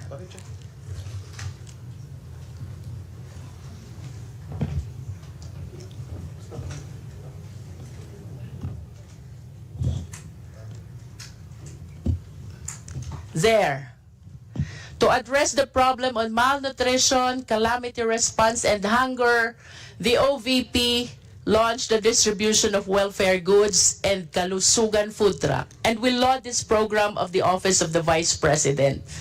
Nonetheless, Madam Chair, there are rules that need to be followed, and this is in line with the constitutional provision that public office is a public trust, and therefore we need to follow these rules. I wish to invite the attention of the committee to Section 123 of PD 1445. This is about the audit of government offices. Kailangan po natin ng internal control. And then we proceed to Section 124, PD 1445 again. The responsibility of the head of the agency to install the internal control. Now, I wish to go to the COA. Ito po bang Section 123 at Section 124 were this complied with by the Office of the Vice President during the implementation, launching of this distribution of welfare goods as well as the OVP Kalusugan food truck? Madam Chair, based on our report, the various deficiencies noted in the distribution of welfare Madam goods... Chair, can we ask the COA to limit the answer to the question which is being propounded? Nasunod po ba itong Section 123? Yes or no? Based on our report, it is not strictly in accordance with Sections 1, 2, 3, and 1, 2, 4. So it was not strictly complied with. In other words, there's no sufficient internal control. Tama po ba? Yes, Madam Chair. How about Section 124? Did the Vice President heed to the mandate of Section 124 that she has to make sure that she will install the internal control? Nasunod po ba o hindi ang Section 124?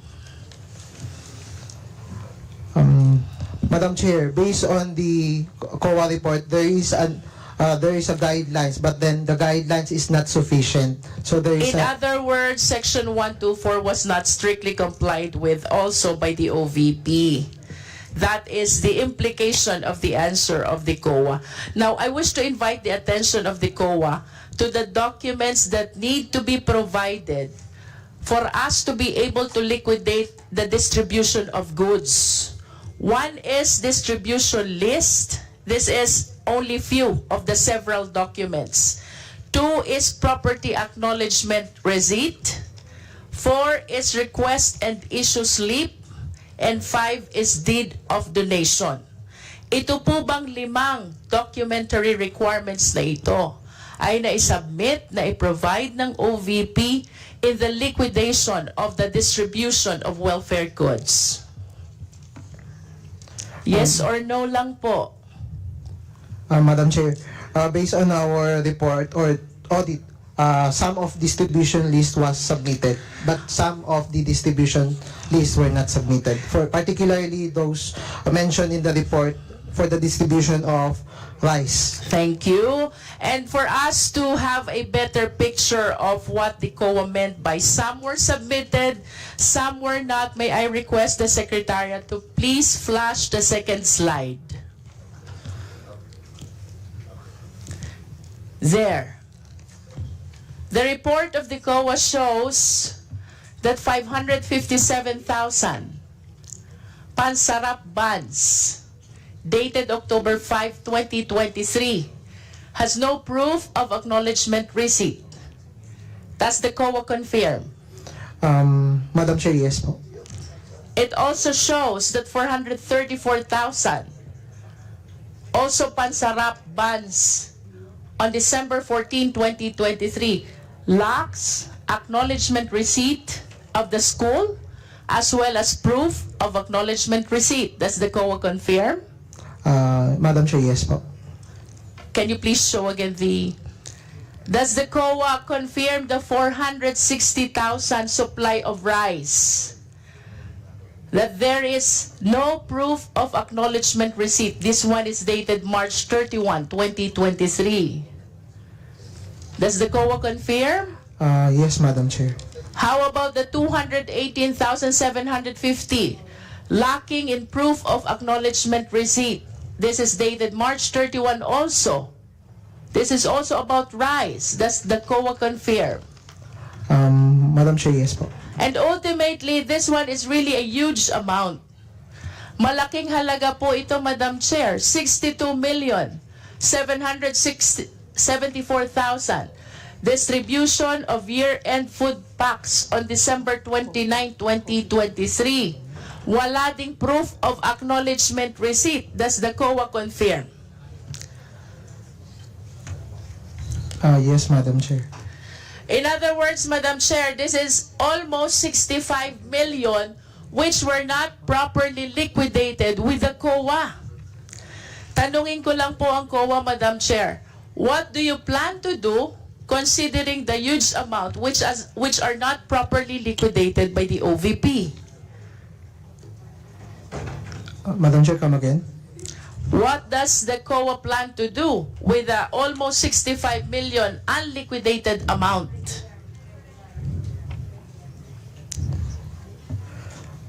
For this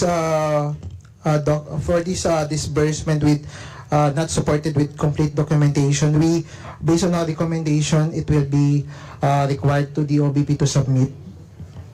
Until when are they allowed to submit the liquidation of this distribution of welfare goods? Then also until what? Come again? Until when are they allowed to submit? Madam Chair, if not submitted within the time given with the OBP, we will address it or issue a notice of suspension. Wala po ba tayong guidelines when it comes to the prescriptive period kung kailan tayo magsasubmit ng documentary requirements to explain the distribution of welfare goods? This is almost 65 million, Madam Chair. And yet, this is not properly liquidated. Nonetheless, Madam Chair, let me proceed to the second concern, the lapses in inventory management. We understand that the OVP likewise launched Kalusugan Food Truck. This is a 6-wheeler truck which serves as a mobile kitchen in response to calamities. However, Madam Chair, upon reading of the report of the COA, there are 3 significant observations. Can we please flash the third slide? 1, the food items are near expiry. 2, foods are not found in the storage.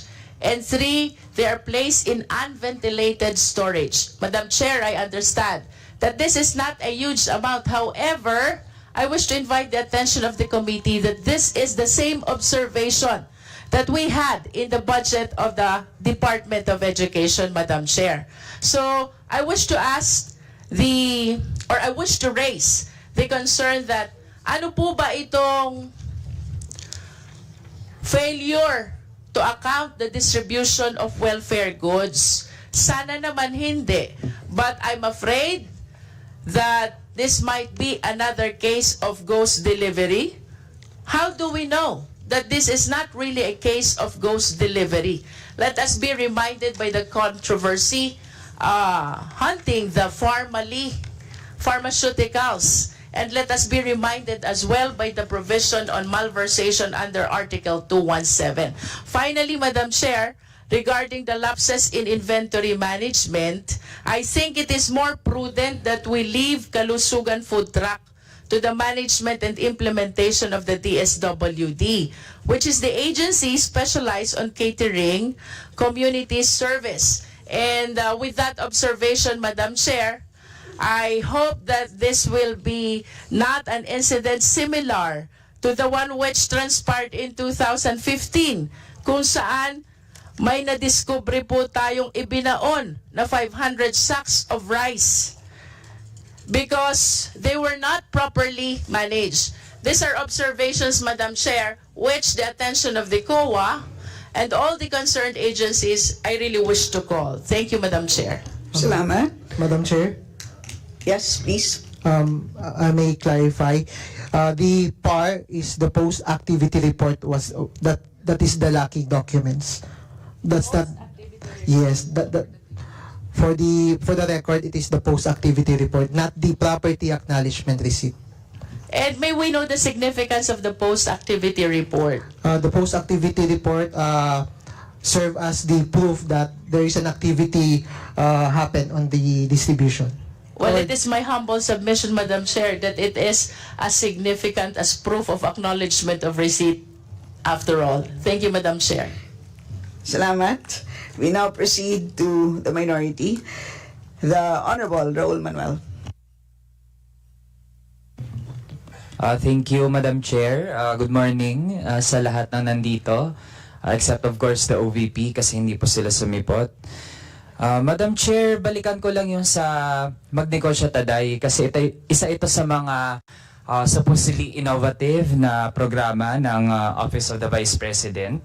Pero kanina nabanggit po and as confirmed by COA na sa budget nito for 2023 na dapat ay 150 million pesos. Madam Chair, ang nagamit lang ay 600,000. So Madam Chair, yan ay 0.4%. Madam Chair, walang 1% ng budget for that program pala yung nagamit ng OVP. Kaya po siguro hindi talaga sumasagot sa mga tanong last time no August 27 on the proposed budget. Kasi nagpo-propose din for a similar program para sa susunod na taon. Pero it shows, Madam Chair, 2023 pala, ganito ang nangyari. Madam Chair, can we confirm din sa COA na dun sa 600,000 pesos na nagamit, yun ay napunta lang sa 4 na beneficiaries with each beneficiary group receiving 150,000 pesos? Madam Chair, yes po. Based on our report, number 7 observation. And Madam Chair, napunta iyan sa haluan ng merong mga women's group tas merong LGBT group, Madam Chair, dun sa 4. Madam Chair, supposedly, assuming lang na same rate yung mabibigyan, 150,000 per beneficiary group. Madam Chair, yung buong budget for the program, dapat 1,000 yung beneficiaries, Madam Chair. Pero yung nakatanggap lang pala, Madam Chair, 4. No? So actually, Madam Chair, dapat hindi natin palampasin ang ganitong performance tapos manghihingi pa ulit for 2025. Ganito pala yung nangyari. Madam Chair, doon naman sa pagbabago campaign. Madam Chair, may I interrupt? Yes, may add. Sige, For Madam the Magnegosyo Taday program, for the information, this is the pilot. The pilot year implementation is the year 2023. That's why one of the reason of the low utilization is yun po, nagsisimula pa lang yung program. At the same time, there are also in the report that there is a difficulty to comply with the required documents. So may mga documents po na hindi na co-comply ng mga beneficiary. That is why hindi po sila nag-grant. So that's why the reason is only for yung nagkaroon ng release for the 2023 po. Tapos Madam Chair, strict bang 150K yung pwedeng matanggap ng bawat beneficiary group or pwedeng mag-vary yung amount? Madam Chair, there is a category if ever individual ka or group or association, and then there is a limit on din kung ilan kayo member dun sa organization. So it varies po yung amount. So pwedeng mas maliit pa sa 150K yung matanggap kung maliit yung beneficiary group, Madam Chair? Madam Chair, for the lowest po is 100,000 po if ever yung organization is mayroong 20 members and below. So kung ganun, Madam Chair, ibig sabihin, minimum pa lang yung 1,000 na pwedeng naging beneficiaries. Pwede pa pala mas marami yung nakatanggap, mas madidistribute yung pera across smaller beneficiary groups, Madam Chair.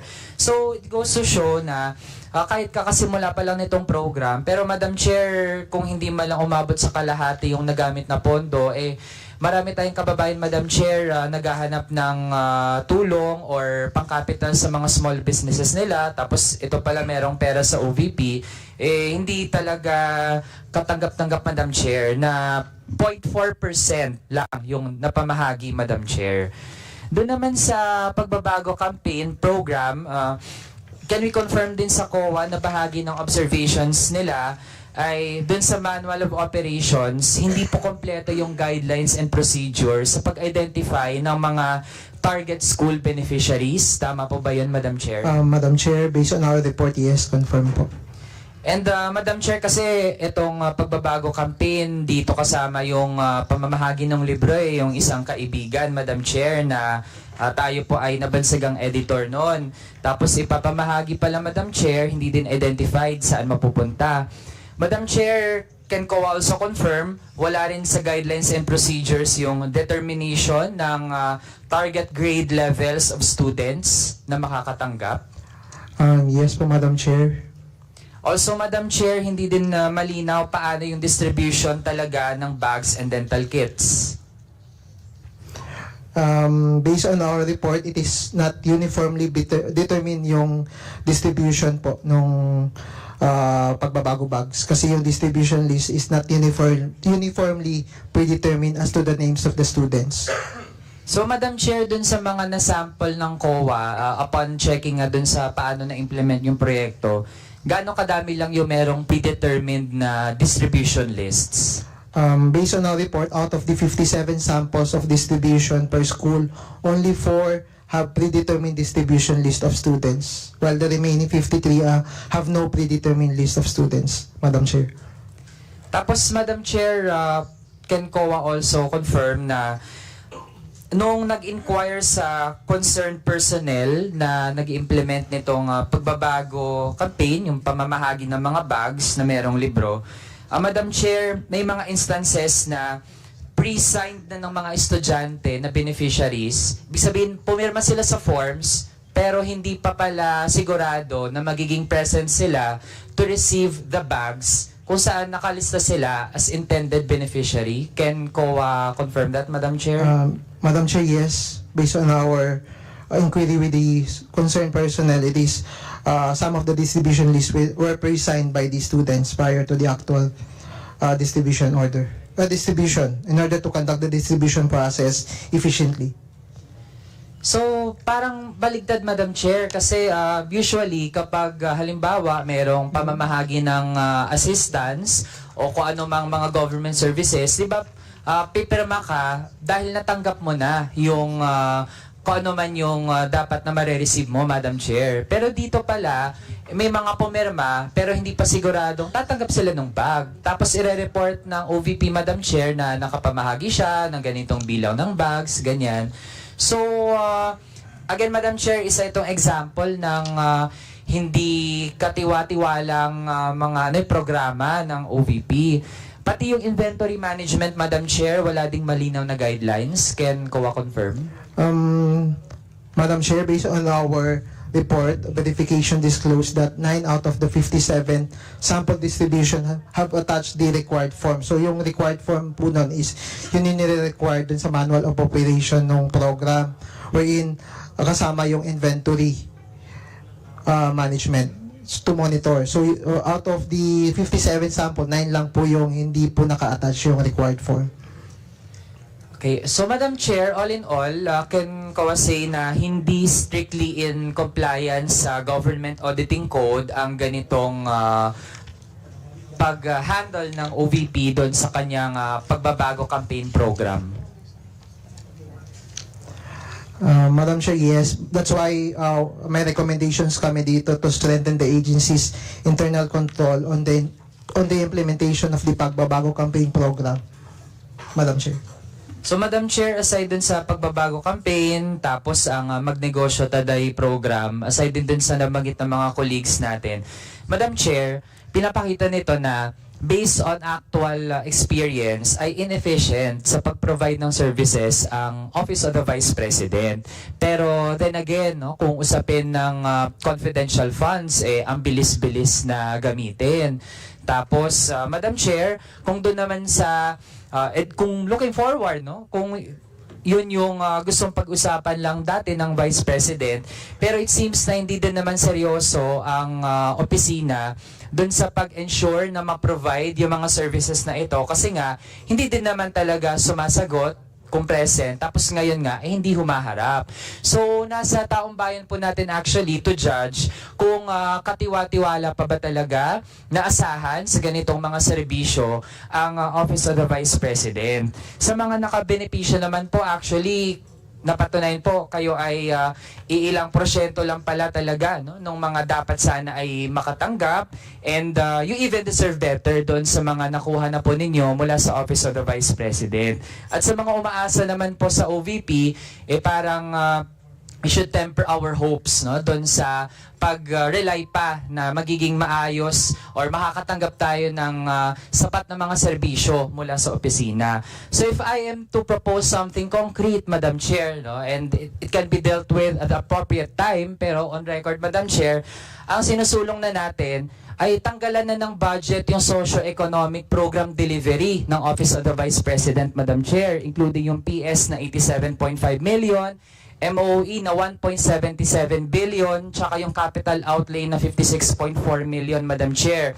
Total po niyan is 1.9 billion. So kung ganun, Madam Chair, that we will significantly slash the OVP budget for 2025, merong matitira na around 128 million, Madam Chair. Yun na lang. Total naman pala ay mabuti pa na sa ibang ahensya na dumiretso yung ating mga kababayan for services. Yun lang, Madam Chair. Salamat. Right.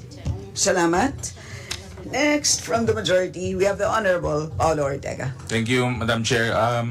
Quick manifestation lang, Madam Chair. Medyo nagpipigil ako kanina parang nalulungkot nga ako actually. Dahil nga, una, we were talking about tradition, and pangalawa po na parang siguro karamihan po kasi nang nandito sa kwarto na to ay baguhan po, neophyte. Na-inspire po ako sa idol ko, si Kong Jinky, nung nilabas niya na yung red notebook niya at sinabi niya na ang mandato naman po natin nanggagaling po sa kapangyarihan natin, galing po sa Constitution. Siyempre tayo po ay we believe in tradition, naniniwala naman po tayo doon. Saka speaking of tradition, siguro po hindi ko alam kung paano ko sasabihin to. 1907, meron na pong Ortega sa Kongreso. So, tradition po. Parang tradition nga po talaga yun. Siyempre, nagtatanong din naman po ako, ano bang mga tradition dito sa Kongreso? Tatanong po ako sa aking mga lolo, uncle, saka tatay. Ang nasabi lang naman po nila sa akin, ang pinaka-importante na tradisyon dyan at i-uphold natin is yung respect begets respect and courtesy begets courtesy. So, kung ano po ang ating tinatanggap, siguro dapat po yun ang ating ibabalik. Pero marami pong bata, marami pong baguhan dito. As non-traditionalist siguro, we still afforded the utmost and yung pasensya po at pag-iintindi at saka yung courtesy na ibigay po natin yun. Hindi po maki-question ng committee na to na hindi po naibigay yung courtesy na yan. Yun lang po. I just wanted to get that out of my chest, Ma'am Chair. Pwede po yung slides na. Segway. Please put up the slides. Yeah, there you go. Ayan po, ma'am, yung pinapakita ko po ng mga litrato kanina for the satellite offices. Na-alarm po ako kanina kasi nung sinabi po ni Kong Franz Pumarin yung figures for the Office of the Vice President po before sa New Manila, Quezon City, that's about 300,000 po yung rental nila. So, I do not have the exact numbers kung magkano po ang rental po ng per satellite office na to. Can we address COA po kung magkano po kaya? Like, ito pong nandito ngayon. Madam Chair, as I have said earlier, the details or the breakdown of the rentals per satellite office is wala po kaming documents as of now. So, nasa office pa po yung mga documents. But then we can Although I believe that the number you provided earlier was 53-something million for 12 offices. Sa lahat na po yun. For all rental 12 expenses po. Offices. Parang ganon. So kung i-average mo yon, 53M divided by 12, more or less. I guess yun ang hinihingi ni Kong Ortega. Average lang naman. Madam Chair, as I've mentioned din po, hindi lang po siya for rental of office spaces kasi based on the report, it pertains also to other rentals of equipment, multi-copier, and then office storage spaces. So hindi lang po office spaces yung 53 million. And yun nga, for the proposal, parang 80 plus million po yata yung next na proposal for rent and lease. Di ba po, sir? Parang 80? For the proposal po, we don't have the exact amount po. Hindi pa yung dito.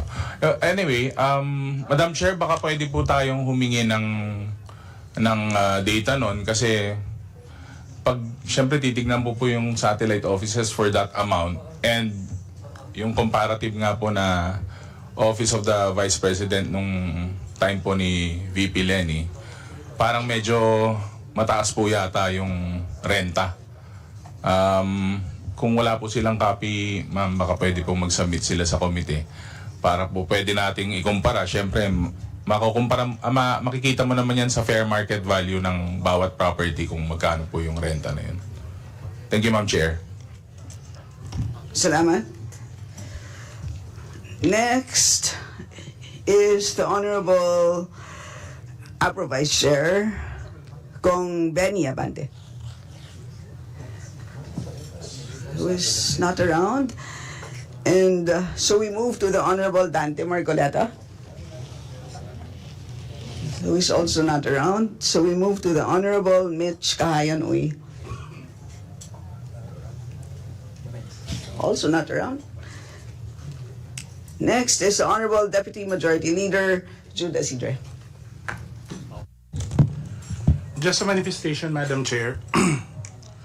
First, siguro I'll speak for many of the neophytes here in the House that we take offense or probably disheartened by the statement of the Honorable Marcoleta that the neophytes have less than ideal participation or appreciation of the proceedings, especially that it's coming, Madam Chair, from a senior member of the House that we all respect. Regarding the tradition of parliamentary courtesy, Madam Chair, or I think properly speaking, it should be inter-branch courtesy because parliamentary courtesy is only afforded to the Senate as the other chamber of Congress. It is not a condition that's above the Constitution and it's bound by the principles inherent therein. It does not absolve Congress of the duty to review, to examine, to study the proposed budgets of the agencies, nor does it provide an alibi for an agency of the government to perform its obligation to report to Congress every year. Madam Chair, the rules of parliamentary or interbranch courtesy is simple. It's all based on mutual courtesy, Madam Chair. And if you can see how the House behaved during the previous hearing, I am confident that we have afforded every courtesy to the Office of the Vice President. I agree with the Honorable Marcoleta that it doesn't have to be the person, but the office that we should put in high regard. And I don't think the House or this committee was remiss in that obligation. But the question is, has the Vice President extended the same courtesy to the members of the House and to this committee? Her absence today is a clear manifestation that she does not intend to provide the same courtesy to us. Her statements, even outside this hall, even outside Congress, would also tell otherwise. Maybe we wonder why this is the first time that this committee has not extended interbranch courtesy to a sitting Vice President. Is it not also because this is the first time that we have a Vice President who has also unfairly and brazenly disrespected the lower chamber, Madam Chair? Just last night, an interview of the Vice President was released imputing and raising accusations against the leadership of the House on a matter that would have been best defended here in this committee. But the Vice President, unfortunately, Madam Chair, has decided to ignore the long-standing obligation of a government official of reporting to Congress, instead preferred to address the matter in a television interview. I don't know, Madam Chair, where the courtesy is at. To end, Madam Chair, the budget hearing is not just a mere technical exposition of figures, of budgets, of amounts. Hindi lang po tayo dito nag-uusap kung magkano ang pera na kailangan ng agency, magkano ang ating gagastusin at paano nating gagastusin. Ito po ay isang, sabihin ko na lang ho, it's a sacred ritual po na pumupunta po dito ang mga representatives ng government agencies, ng ehekutibo, para ilahad, hindi lang yung kanilang budget, Madam Chair, kundi ang pulisiya, ang direksyon at programa na nais nilang i-implement. Ito lang ho ang pagkakataon ng Kongreso para ma-examine po, hindi lang yung pondong kailangan nila, kundi po ang direksyon ng kanilang pamumuno in the respective agencies. As I said, this is a sacred ritual, Madam Chair, and I think it is such a sacrilege for a government agency to disregard it. Yes, we agree with the tradition of interbranch courtesy, but I made no oath to uphold that. The only oath that I remember I made was to uphold the Constitution and the principles that public office is a public trust, Madam Chair, and that we must uphold the democratic process of checks and balance upon which this democracy is founded upon. Maraming salamat po, Madam Chair. Salamat, Kong Jude. And yes, I join you in making the recommendation to use the term interbranch rather than parliamentary. I think that is the more appropriate term. So, susuportahan kita doon. And ako sa akin, before I call the last interpellator, gusto ko lang sabihin din na ultimately, aanhin natin ang tradisyon kung tatalikuran natin ang ating responsibilidad sa taong bayan na suriin, kilatisin ang ating budget. Ang tingin ko sa GAA or ang ating national budget ay libro ng solusyon. Yun ang aking pagtingin dyan. Makapal na mga libro yan. Napakaraming problema ng ating bansa. Nandiyan ang gutom, kahirapan, kawalan ng trabaho, baha.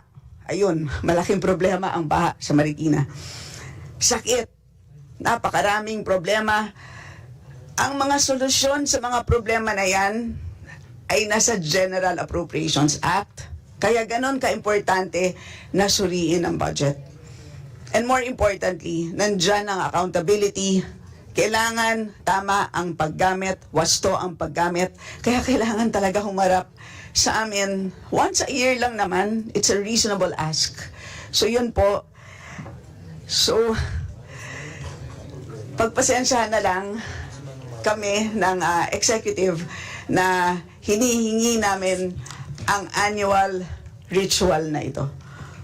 Yes, Madam Chair. Very quick manifestation. I just wish to invite the attention of the committee to page 56, where PAR is really written as property acknowledgement receipt. So I hope the necessary correction will be provided in order not to mislead the other members. Nonetheless, it is my humble submission, Madam Chair, that whether it is property acknowledgement receipt or post-activity report, they are both equally important. Thank you. Right, salamat. And Koa, please take note. It will duly noted po yung comment. But then, honest mistake po, the property acknowledgement receipt was mistakenly inputted in the report. But then, it was the post-activity report yung correct po. Alright, salamat. And for our last interpreter.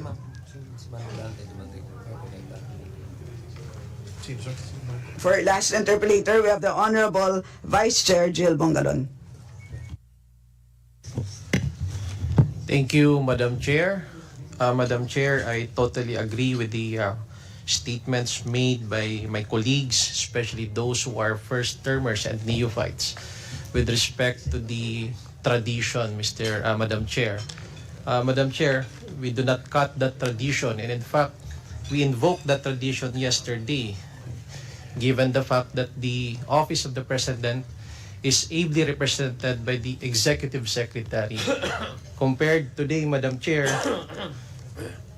not a single employee or official from the Office of the Vice President is present. So that is the big question, Madam Chair. We cannot extend the courtesy to the said official if she is not present in today's budget hearing. Secondly, Madam Chair, I just would like to summarize the concerns or issues being raised by my colleagues in today's budget hearing. Number one, Madam Chair, it is apparent in the statements made by the Commission on Audit that there are inefficiencies on the part of the Vice President. Let me give you a summary, Madam Chair. For instance, in the program of the OBP, which is the Magnegosyo Taday, wherein the budget allocated is 150 million pesos. And based on the report, it is only 600,000 pesos or 0.40% were utilized as of December 31 of 2023. Secondly, Madam Chair, it was presented a while ago, the excessive rentals of the satellite offices and storage spaces of the Office of the Vice President. These are the questions, Madam Chair, that could have answered no less than by our Vice President. Next, Madam Chair, I would like to emphasize the redundancies on the socio-economic program delivery, wherein these programs are being given by other agencies under the executive department. And that is why I just would like to be clarified why the Office of the Vice President is also giving the same assistances, given the fact that these are already existing and there are other agencies that handle these programs. Just to give you a brief background, Madam Chair, there is a substantial increase in the budget for socio-economic program delivery, rising to 1.9 billion in 2025, up from 1.7 billion in 2024. The justification for this increase is not clearly outlined in the budget, Madam Chair, particularly when the Office of the Vice President does not have a primary mandate to manage socio-economic programs. Madam Chair, it is my humble submission that the increase could imply that funds are being used for projects outside the OVP's traditional scope, possibly overlapping with other agencies, leading to inefficiencies and redundant spending. Another, Madam Chair, given that the OVP does not traditionally manage socio-economic programs, this raises several questions about the necessity, efficiency, and accountability of such expenditures. To give you a highlight, Madam Chair, the substantial increase in the MOOE from 1.624 billion in 2024 to 1.765 billion in 2025, with only a marginal increase in personal services, suggests a disproportionate focus on the operational expenses that are not clearly defined. This can be seen on page 32 of the Office of the Vice President file. In other words, Madam Chair, there is only a marginal increase in personal services, suggests a disproportionate focus on operational expenses that are not clearly defined. Another issue that I would like to raise, Madam Chair, unfortunately this could not be answered by the Vice President, is the excessive travel and representation expenses.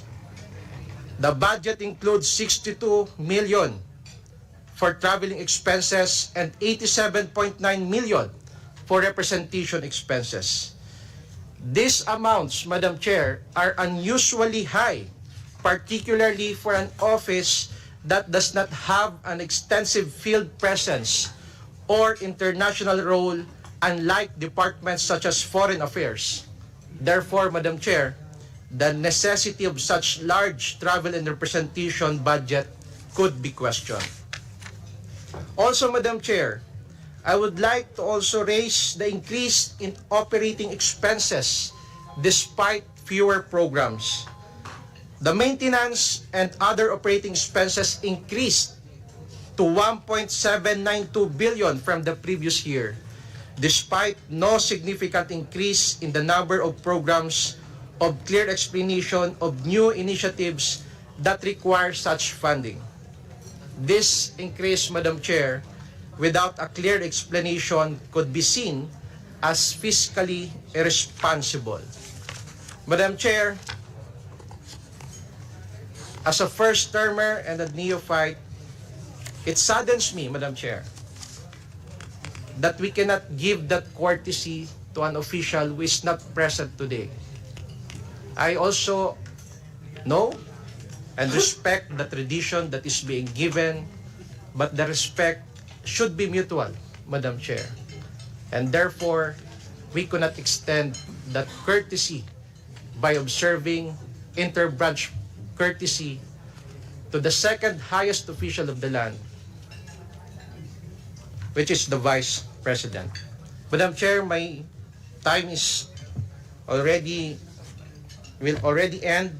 I'll just manifest later on, Madam Chair, because I was informed that there are also members who wish to interpolate today's budget hearing, Madam Chair. Thank you, Madam Chair. Salamat, Kong Jill. Next to interpolate is our Appropriations Chair, the Honorable Elisaldico. Magandang araw po sa ating lahat. Nakita po natin kahapon ang part 1 ng video message ni Vice President Sara Duterte kung saan nililihis na naman niya ang mga issue. Talaga pong tatak Duterte na yata ang pambubudol. Mula sa peking war on drugs, peking good governance, peking pagkontra sa korupsyon, at ngayon, peking sagot sa mga issue. Una, simpleng tao lang daw siya, pero mahigit 400 bodyguards. Siya lang po ang kaisa-isang Vice President sa kasaysayan ng Pilipinas na may ganon kadaming security. May sarili pang Vice Presidential Security Group. Never happened in the history of the Philippines. Nag-iisa na siyang humarap sa pagdinig ng Committee on Appropriations, pero sangkaterba naman ang bodyguards sa labas ng conference room. Humiling pa ng pagkain para sa 100 gwardiya na dala-dala niya at hindi naman kinain. Hindi po ba't pang-iinsulto at pag-aaksaya ito ng resources ng gobyerno? Pangalawa, sinasabi niya, hindi lang daw sanay ang ilang miyembro ng Kongreso na hindi makuha ang sagot na gusto nila. Karapatan at trabaho ng Kongreso ang pagbubusisi ng budget.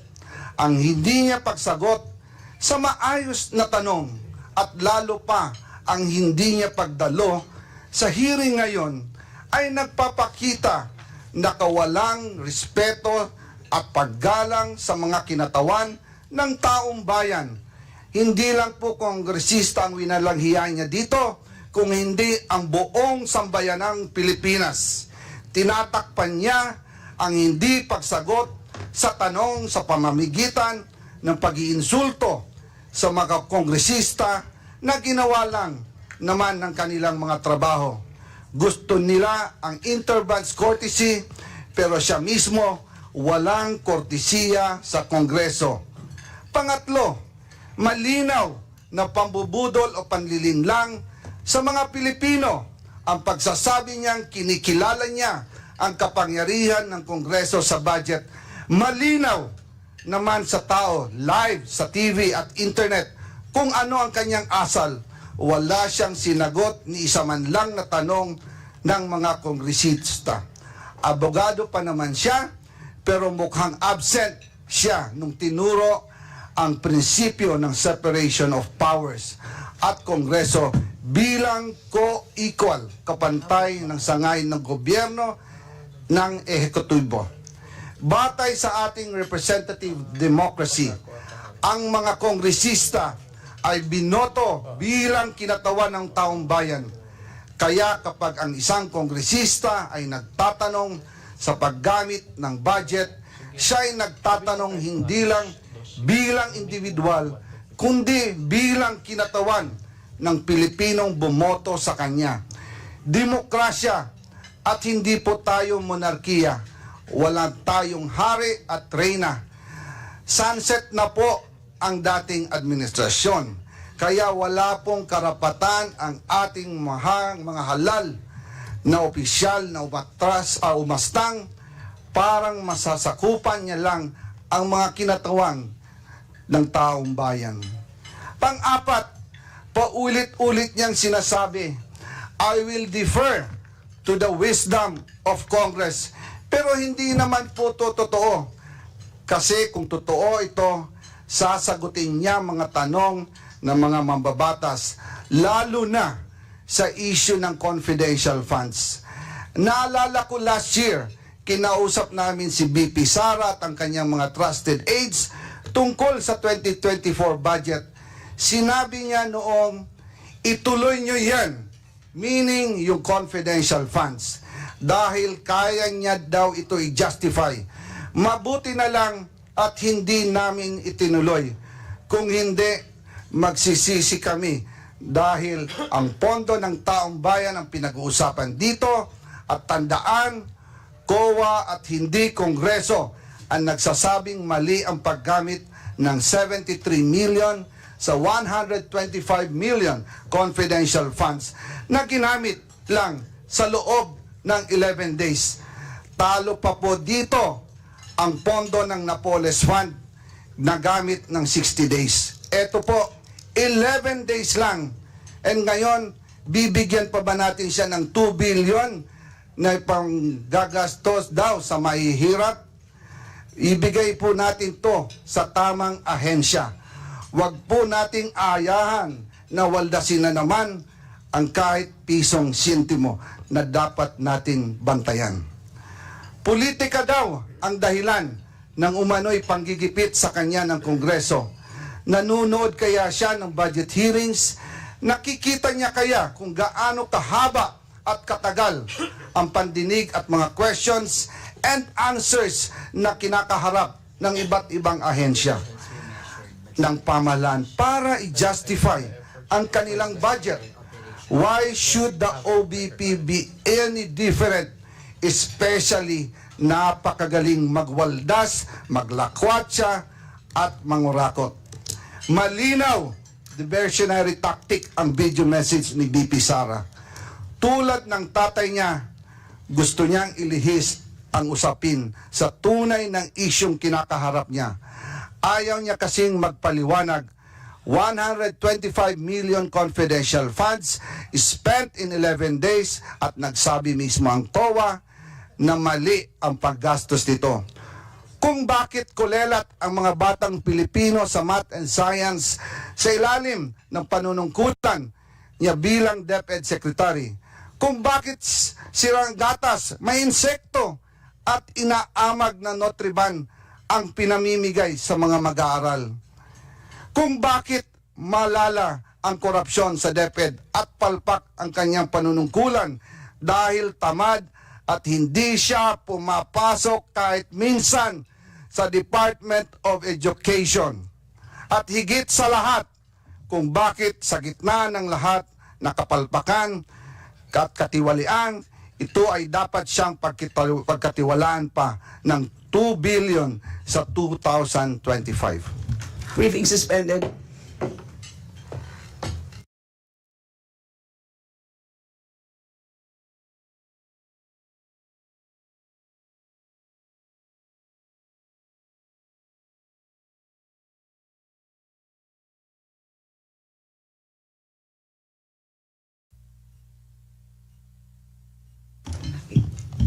Hearing is hereby resumed. Okay, so the chair now recognizes the Honorable Zia Adyong. Thank you, Madam Chair. Bismillahirrahmanirrahim. Assalamualaikum warahmatullahi ta'ala wa barakatuh. Madam Chair, if there's anyone in this room that is most unhappy, discouraged, or saddened by the non-attendance of our Vice President, it would be me, Madam Chair, because I'll be the one to sponsor the budget of the Office of the Vice President in the plenary. I remember, Madam Chair, 2 years ago, when I was watching the Senior Vice Chair also doing the same thing, sponsoring the budget, I told myself, even if they forced me to take on that kind of job, I would not. And look at what happened. Now I do believe that karma is real. Madam Chair, at the start of the proceeding, since last week, from the moment I was assigned this budget that I would sponsor the Office of the Vice President, I decided, Madam Chair, to sit down, listen, and just understand where the members of this committee are coming from. Basically, I want to listen to both the members and as well as the position of the proponent, in this case, the Vice President herself. I decided, Madam Chair, to keep my peace all this time because I believe that through the exchanges of the members with the responses of the Vice President, I would be able to equip with the information, the data that I need, equip me with all the necessary information and updates and inputs for me to be able to sponsor and perhaps defend and to some extent convince the 300 plus members of this House that the budget of the Office of the Vice President, as proposed by under the NEP, is valid, legitimate, and rightly so. So, Madam Chair,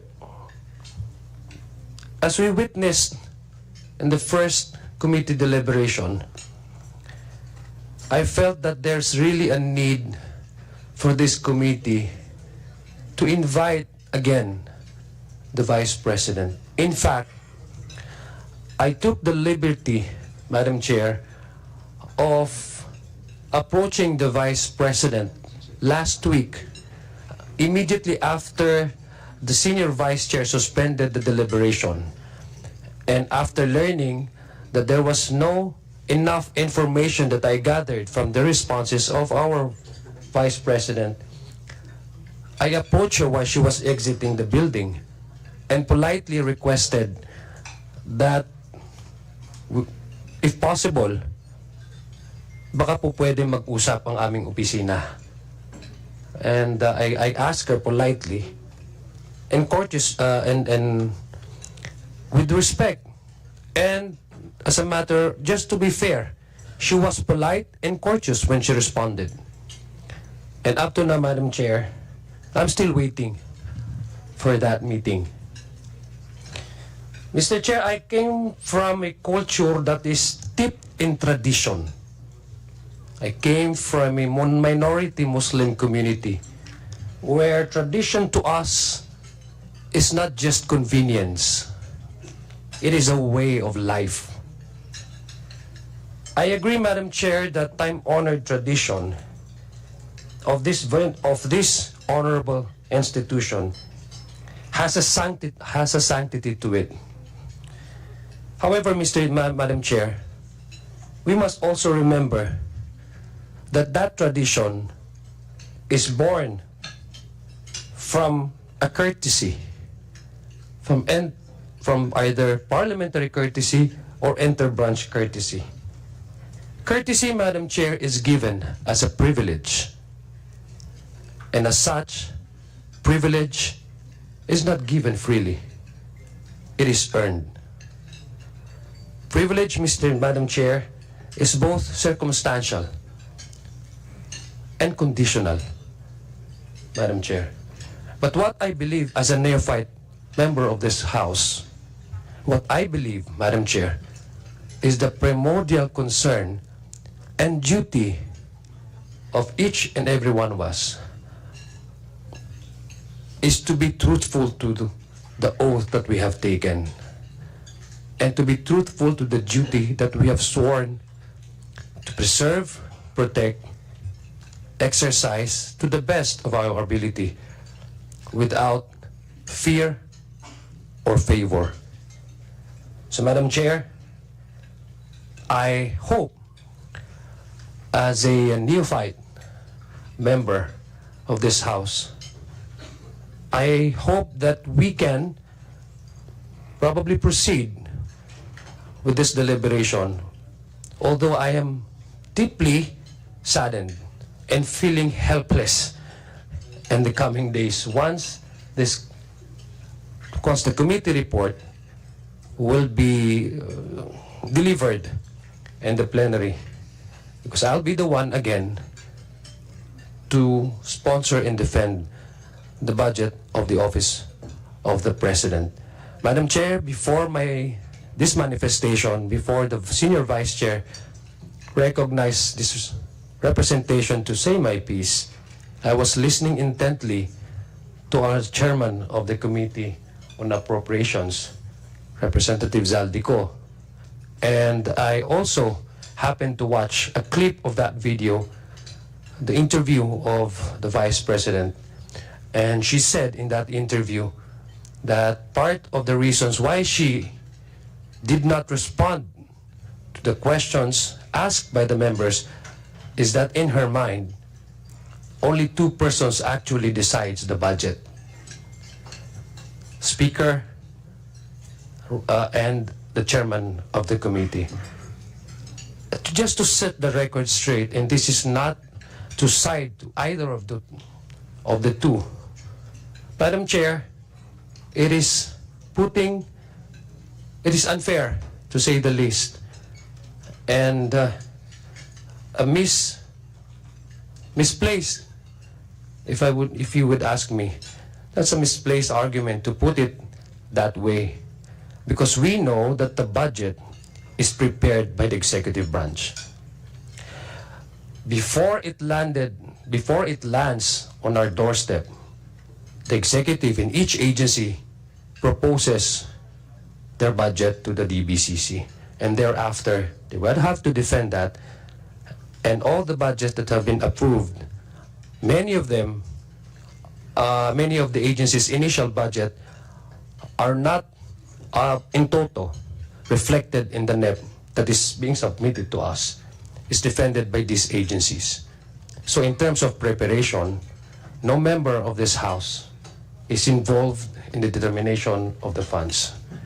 When it comes to this House, it is already prepared and it is decided by the majority of the members of the appropriation. To assign such power to two single persons is, to me, is unimaginable and unreal. This House, since 1907, according to Congressman Paulo, who is also a fellow neophyte, we always value the very simple truth in exercising the powers of the state through legislation, and that is majority decides, because that is the very basic definition of a democracy. In this case, in the budget preparation, nobody was involved. Members of this house, nobody was involved. And once it reaches this this honored institution, no person can decide on its own on how do we go about with the budget. It is the decision of the majority. It is the decision of the majority members of this house as a way of observing the very basic democratic principle. So again, Madam Chair, I hope you would wish me good luck, and I hope we can carry this over to the plenary. Maraming salamat po. Salamat, Kong Zia. Of course, good luck at syempre, hindi naman kita, tatabihan kita. Okay, and of course, before we call our last member, kukunin ko na rin ang pagkakataon dahil last year mukhang maraming nalito. Na-confuse sila. Akala nila ako ang nag-sponsor ng budget ng OVP. Hindi po. Ang sponsor ko ay ang budget ng COA. Yun lang po. Nililinaw ko lang po. Okay. So, mukhang masarap ang lunch. Kaya, para lang matapos na ang ating budget proceedings, may I now recognize the Honorable Jill Bongalon. Thank you, Madam Chair. Just a final statement, Madam Chair. I went here prepared with questions to answer the Office of the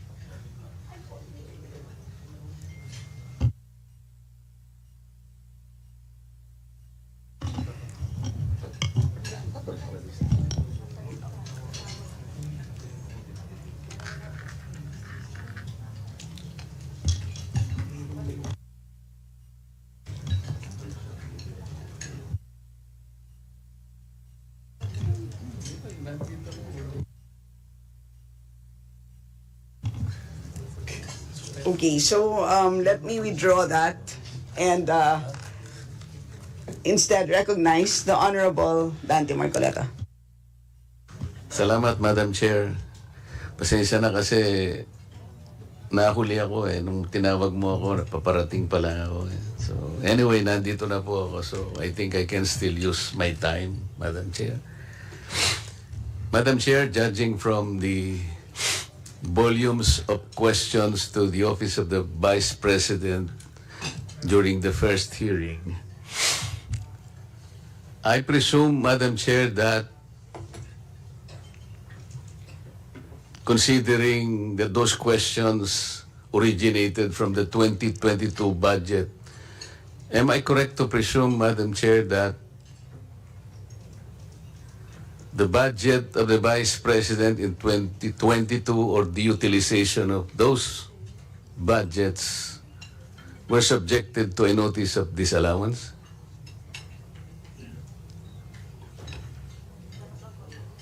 COA?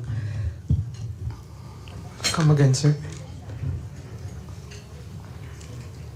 What's the question po? Tinatanong po kayo kung subject, nagkaroon ng notice of disallowance noong 2022 ang OVP. 2022? Yung mga questions po kasi, Madam Chair, the way I understood them, 2022 ang origin, parang ang damdam ko, merong subject of notice of disallowance, yung budget ng Vice President, because of the type of questions asked during the first hearing. Madam Chair, for the 2023, we have not... 22. 22. Kasi nagsimula doon ang mga questions, di ba? Based on the report of COA, Madam Chair, for the year 2022, the audit team issued notice of disallowance amounting to 2,638,186 on April 5, 2022 pertaining to the engagement of private lawyer as legal consultant without the written conformity of the Solicitor General and the concurrence of COA. So that's the only ND or notice of disallowance issued during that year. What about in 2023, Madam Chair? For 2023, Madam Chair, there was no notice of disallowance issued to the OBP. So why Why is it, Madam Chair, that most of the questions are being asked as though they do not believe the Vice President than when she said that she is already communicating with the COA? Madam I think Chair. the Office of Vice President, Madam Chair, is being audited by the Intelligence and Confidential Fund Audit Unit. Is that correct?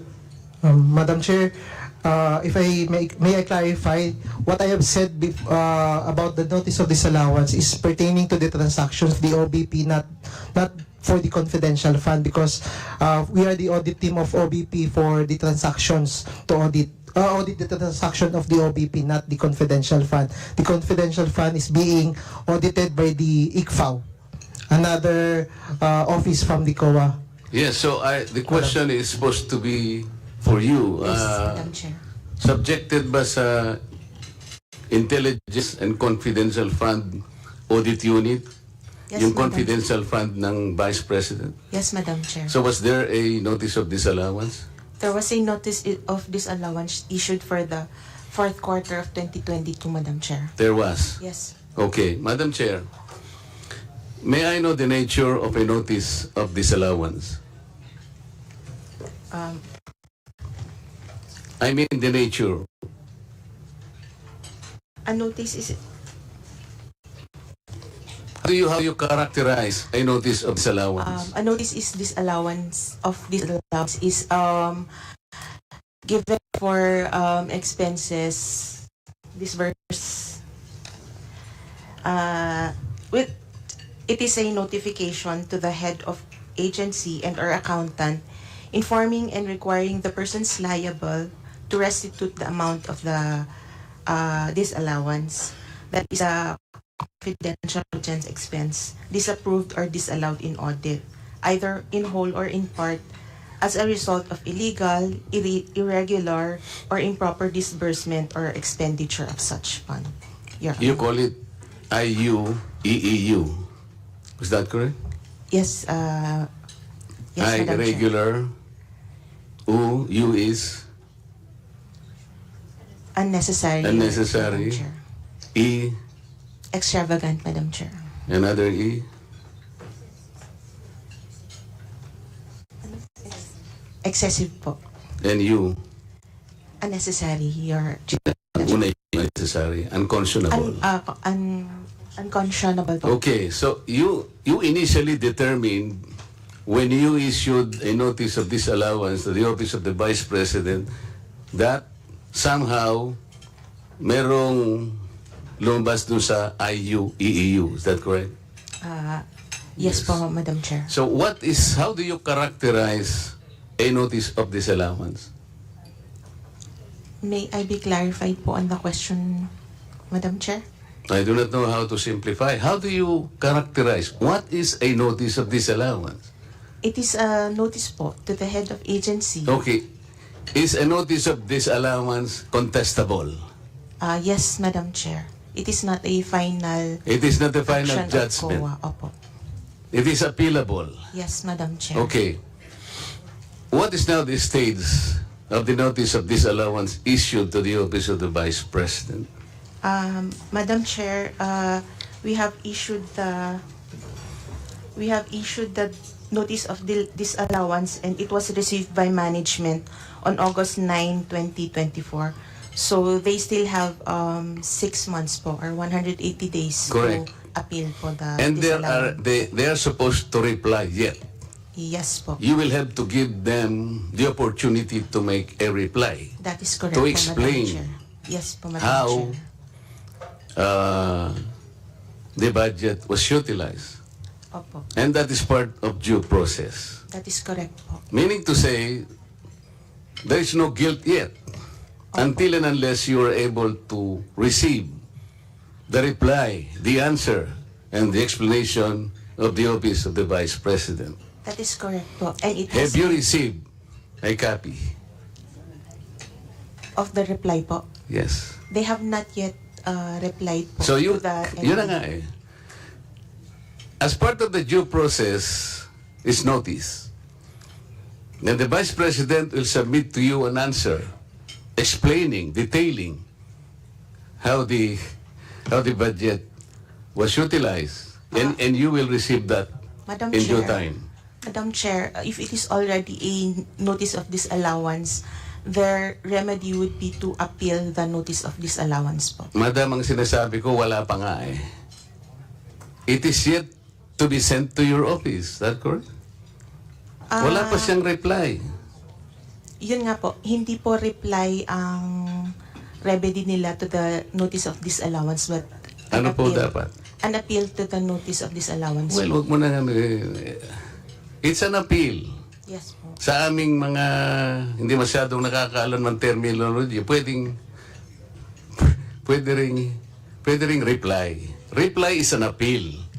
Ngayon, ibibigay pa lang sa'yo. Madam Chair, ang reply po is we presuppose na sa ICFAO po ulit, pero ang appeal po is with the commission proper na po. Madam Chair, napakasimple po ng sinatanong. Alam po natin yun. A reply is supposed to be submitted to the commission proper. Yes po. Pero sa ngayon, hindi siya magre-reply kasi sasagutin niya muna kayo yan. Until today, hindi pa niya sinasagot because they are still within the reglementary period of 6 months. That is correct po. To make an That is answer correct. to you. That is correct po. That is the nature of things, Madam Chair. That is correct. So wala pa siyang, there is no judgment yet. That is correct po. And it has been emphasized po in the first hearing that the notice of disallowance Kaya nga, if is not yet questions, final. for example, are coming from us, questioning and judging the utilization of the funds of the Vice President, when you yourselves, the rightful office, has yet to receive the explanation, we cannot be more popist than the Pope, Madam Chair. Is it correct? Madam Chair, as we have said, on our part, the ND is not No, you are final. not answering my question. Kung kayo nga tatanggapin nyo pa lang magsasubmit pa lang if we will be questioning it already from our end, we're like more popist than the Pope, Madam Chair. Am I correct? I cannot. Kung ikaw naman, ba't naman hindi mo masasabot naman yan, napakasimple. Kung ikaw nga, hinihintay mo pa dapat naman nating hintayin, that is the part of due process. Yes. Kami naman, naglulundag na kami na nagtatanong. Kaya nga ang sabi ng Vice President, narinig ko, I am already communicating. I am about to communicate with the COA. I think she will do that because that is the process. Hindi naman pwedeng hindi niya sagutin. Kaya nga po ang sinasabi ko, kasi ang dami na pong nagsipagtanong. Lalo na po nung unang hearing, naglulundag po lahat So the nature of a notice of disallowance, Madam Chair, it is yet to be explained. Sa ngayon, hindi pa Kung sakaling ma-explain, Madam Chair, at halimbawa, hindi nyo pinakinggan, the Vice President has the option to go to the COA proper for an appeal. That is correct. That is correct. And considering the appeal was dismissed, the Vice President can go to the Supreme Court. Is that correct? That is correct. So there is a whole gamut of process. That is correct. Will you confirm that? That is correct po, Your Honor. That is why, can you advise us, including me, whether we are supposed to ask questions, considering that you have not yet received her explanation to your office? Madam Chair, I am not. You cannot advise me? We are not in a position to know the power or the prerogatives of the No, House of I am Representatives. telling you already, because we're supposed to ask questions on the budget of the Vice President. But they started asking questions on the 2023 budget, which was subjected to a notice of disallowance. I'm telling you, Madam Chair, that the Vice President is yet to make an explanation to be submitted to your office, and you are waiting for that. Yes, Madam Chair. That's Correct? why when we were subpoenaed, we explicitly Oo nga. mentioned that So, tama these are bang- not yet Tama ba kung final. magtanong na ng magtanong ngayon habang ikaw ay hindi mo pa nare-receive kung ano yung sagot niya? Do you think I am correct in asking questions habang ikaw ay naghihintay pa lang ng isasagot niya sa iyong opisina? Tama ba ang gagawin ko kung magtatatanong ako ngayon? Madam Chair, I can only speak for on the point of view of COA now. We have issued these, and the end it's still subject to appeal. Kindly wrap up. Maraming salamat, Madam Chair. Right? Salamat. Next. We can do interjection, Madam Chair. Just a quick one. Proceed. Maybe ask the representative of COA, did I hear it right, that the Vice President's office has not yet sent a reply about the notice of disallowance? Not yet, Madam Chair, because as we have replied, their remedy is either to settle the disallowance or to file their appeal. So there was no there was no official communication yet from the office of the Vice President in reference to the observations of the Commission on Audit. As to the notice of disallowance, there has been yet no communication yet. I'm just raising that point, Madam Chair, because if I remember it right, the Vice President replied all throughout the discussion that she has already communicated to the Commission on Audit. Clarification, Madam Chair. The notice of disallowance signifies that it has already gone through a lot of steps before Back it and has forth. arrived at a notice of Yes. disallowance. So from the time that an AOM was issued, there have been communication with the office. So of it the is Vice correct to President. assume, Madam Chair, that due process was afforded to the Office of the Vice President. Yes, Madam Chair. Thank you, Madam Chair. Salamat. Madam Chair. Okay, pwede po kayo magpalista for orderly proceedings. We have Madam Chair, this is in relation Ron Salo. Madam Chair, this is in Chair, relation to... I'll just yield We will- to Congresswoman Roman. Pasensya na po ililista ko na lang po kayo, Kong Roman. The chair now recognizes the Honorable Ron Salo. Maraming salamat po, Madam Chair. But I'll willingly yield to Congresswoman Roman, Madam Chair, if it's all right with the Chair. Okay, so the chair now recognizes the Honorable Geraldine Roman. Madam Chair, just an observation during the interpellation of our esteemed colleague, Marcoleta. I would like, Madam Chair, to remind our colleague, Mr. Marcoleta, Representative Marcoleta, that such terminology as nagtatatalon para magtanong are improper.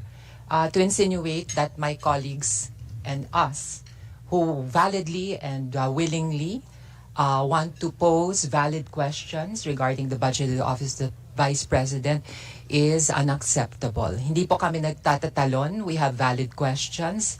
I wanted to ask valid questions, but of course nobody is here to answer them.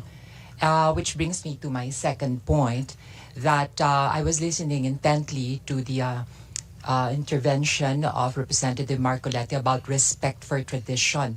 And I agree that yes, there are traditions and courtesy is extended where courtesy is also given. And this no-show for me is not exactly what you would call a courteous gesture on the part of the Office of the Vice President. Nevertheless, Madam Chair, once more, I'd like to express my frustration that sinubukan ko lang po dumating today with certain valid questions, but wala pong tayong sasagot dito. Thank you very much, Madam Chair. Salamat. And now, the Honorable Ron Salo. Thank you very much, Madam Chair. I just have one clarification because same with Congresswoman Roman, I also have some questions to ask. But nonetheless, I'll be content with listening to the explanation perhaps of the Commission on Audit. ang simple lang po yung tanong ko kasi at the end of the day, yung Commission on Audit, Madam Chair, sila po yung nagde-determine kung isang pondo ay nagastos ng mas maayos. But I wish to go back to the basics. Ano exactly from the point of view ng COA ang mandato ng opisina ng Vice President? Kasi at the end of the day, dito po sa mandato, mami-measure exactly kung yung bang mga pondo at ginagastos are aligned exactly with the mandate. So gusto kong maintindihan mula sa punto de vista ng Commission on Audit, ano po sa tingin po nila exactly ang mandato po ng Office of the Vice President? Maraming salamat po.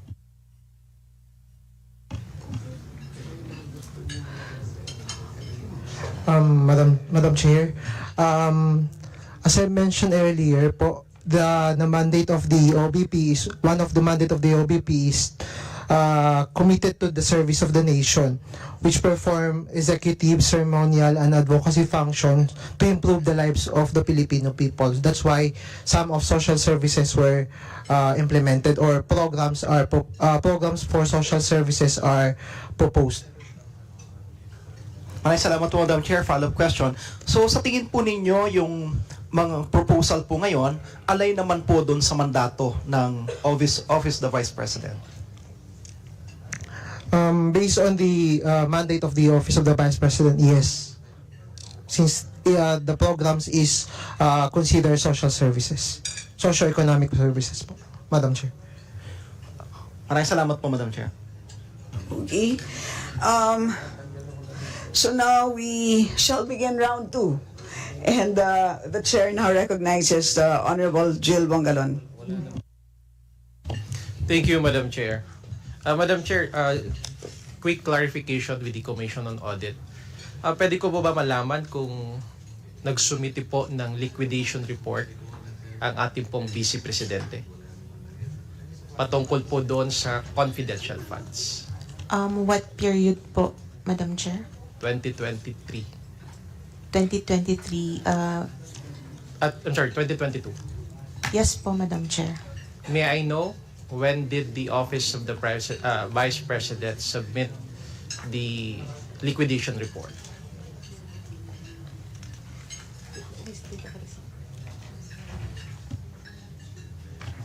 Madam Chair, the ICFA received the liquidation report on January 17, 2023. May I know from the Commission on Audit if the submission was filed on time? There is a slight issue on the provisions of the joint circular, because while the joint circular says that all liquidations must be all cash advances must be liquidated at year end, there's also a provision that allows the submission of the liquidation within 30 days from the end of the quarter, Madam Chair. What is the answer to my question? Was it submitted on time? So, as far as we have determined before, they have submitted it on time since it was within the 30-day. Alright, so after the submission that you have mentioned made sometime in January of 2023, is that the last submission of the liquidation report that the Office of the Vice President submit? Or there any other submissions made by the Office of the Vice President?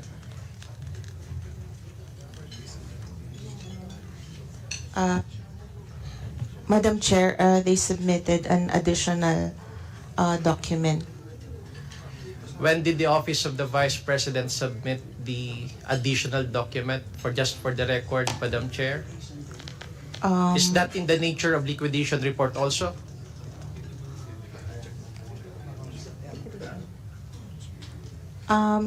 It was an accomplishment report, Madam Chair. So what is the nature of that report? It is an accomplishment report. It is part of the liquidation report, but not an entirely. That is part of the liquidation report that was submitted sometime in January. May I know, just for the record, when did the Office of the Vice President submit the accomplishment report? The initial submission was on January 17, and the submission on September 18 was an amendment to the accomplishment report. So in other words, binigyan po ng pagkakataon ang opisina po ng ating Vice Presidente na magpaliwanag dito po sa kanyang liquidation report. Since we have not yet issued an AOM at that point, actually it would have been one of the findings, but then they were able to submit the accomplishment report po, So Madam Chair. sa madaling salita, Madam Chair, nagkaroon ng maraming pagkakataon ang opisina po ng Vice Presidente na magpaliwanag dito po sa kanyang liquidation report. Yes, Madam Chair. So would that be amount to observance of due process on the part of the Commission on Audit? I would think so, Madam Chair, since they have received our initial audit actions which have led to the issuance of the notice of disallowance, Madam Chair. Would that be all? Yeah, that would be all, Madam Chair. Okay. The Honorable Z. Adjong. Thank you. Thank you very much. I just want to understand po, because I was following the exchanges and the questions of Congressman Jill Bungalon. So prior to issuing the disallowance, notice of disallowance, there was a process and steps that you require for the OVP to, the Office of the OVP to respond. Yes, Madam Chair. Yes, to this observation. Now, I just want to walk me through. Now, how many processes does actually entail before COA finally decides to issue a notice of disallowance? From the moment the agency submits their liquidation report, we do our audit on the liquidation based on the joint circular issued by the COA, DBM, DILG, and GCG, and DND. And then if the liquidation is in order, we could just issue a credit notice. But if not, if there are deficiencies, we issue an audit observation memorandum advising them the AOM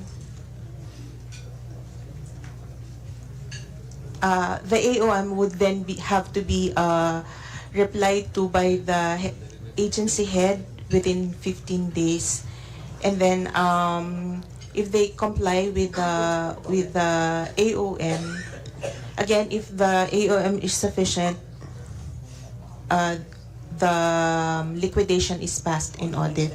However, if we can still find deficiencies in the compliance, we usually issue the notice of suspension. Again, And after the notice of suspension, there's another series of requests that you want for a specific agency to submit to you. Yes, Madam Right. So Chair. what's now the process after that notice of Notice of suspension, Okay. Madam Chair. So first, there's the ano yun? Yung term AOM, yung Audit Observation Memorandum, Madam Okay, Chair. so there's a series of requests, documents for them to comply, and after scrutinizing, maybe they examine the documents, whether these documents comply with the joint circular. Then if there are deficiencies, then you proceed with the issuance of suspension. And then the issue of suspension, notice of suspension, issue of suspension. Notice of suspension. Madam Chair. Then again, it would have a series of processes na naman. You request the agency to submit certain So that's the second stage, right? Yes, Madam Okay, Chair. so can you please expound on that? So what are in details perhaps? Sorry, Madam Chair, I just want to really understand the process of COA. So, okay. Madam Chair, from the moment they give us the reply to the notice of suspension, we evaluate the compliance, and then again, if it passes if it is sufficient, it will be passed in audit. Otherwise, the notice of disallowance will be issued. So that's the last That is stage. the last, Okay, sa Madam makatwid, Madam Chair, it's very clear na in terms of scrutinizing, in terms of the steps needed para yung ahensya po ay makapagsumite ng mga dokumento na nagsasabing nandoon sa within the criteria, within the parameters allowed by COA na nagasta yung gastusin, no? Ay saka sila magbibigay ng mga notice of suspension. Ibig sabihin sa makatuwid, pag ikaw ay na-issuean ng notice of disallowance, ibig sabihin doon sa proseso na yon, wala yung nasubmit mo na dokumento ay hindi sapat para sabihin na compliant yung lahat ng pinaggagastasan mo ng pera na yon na naibigay sa'yo ng gobyerno, no? Galing sa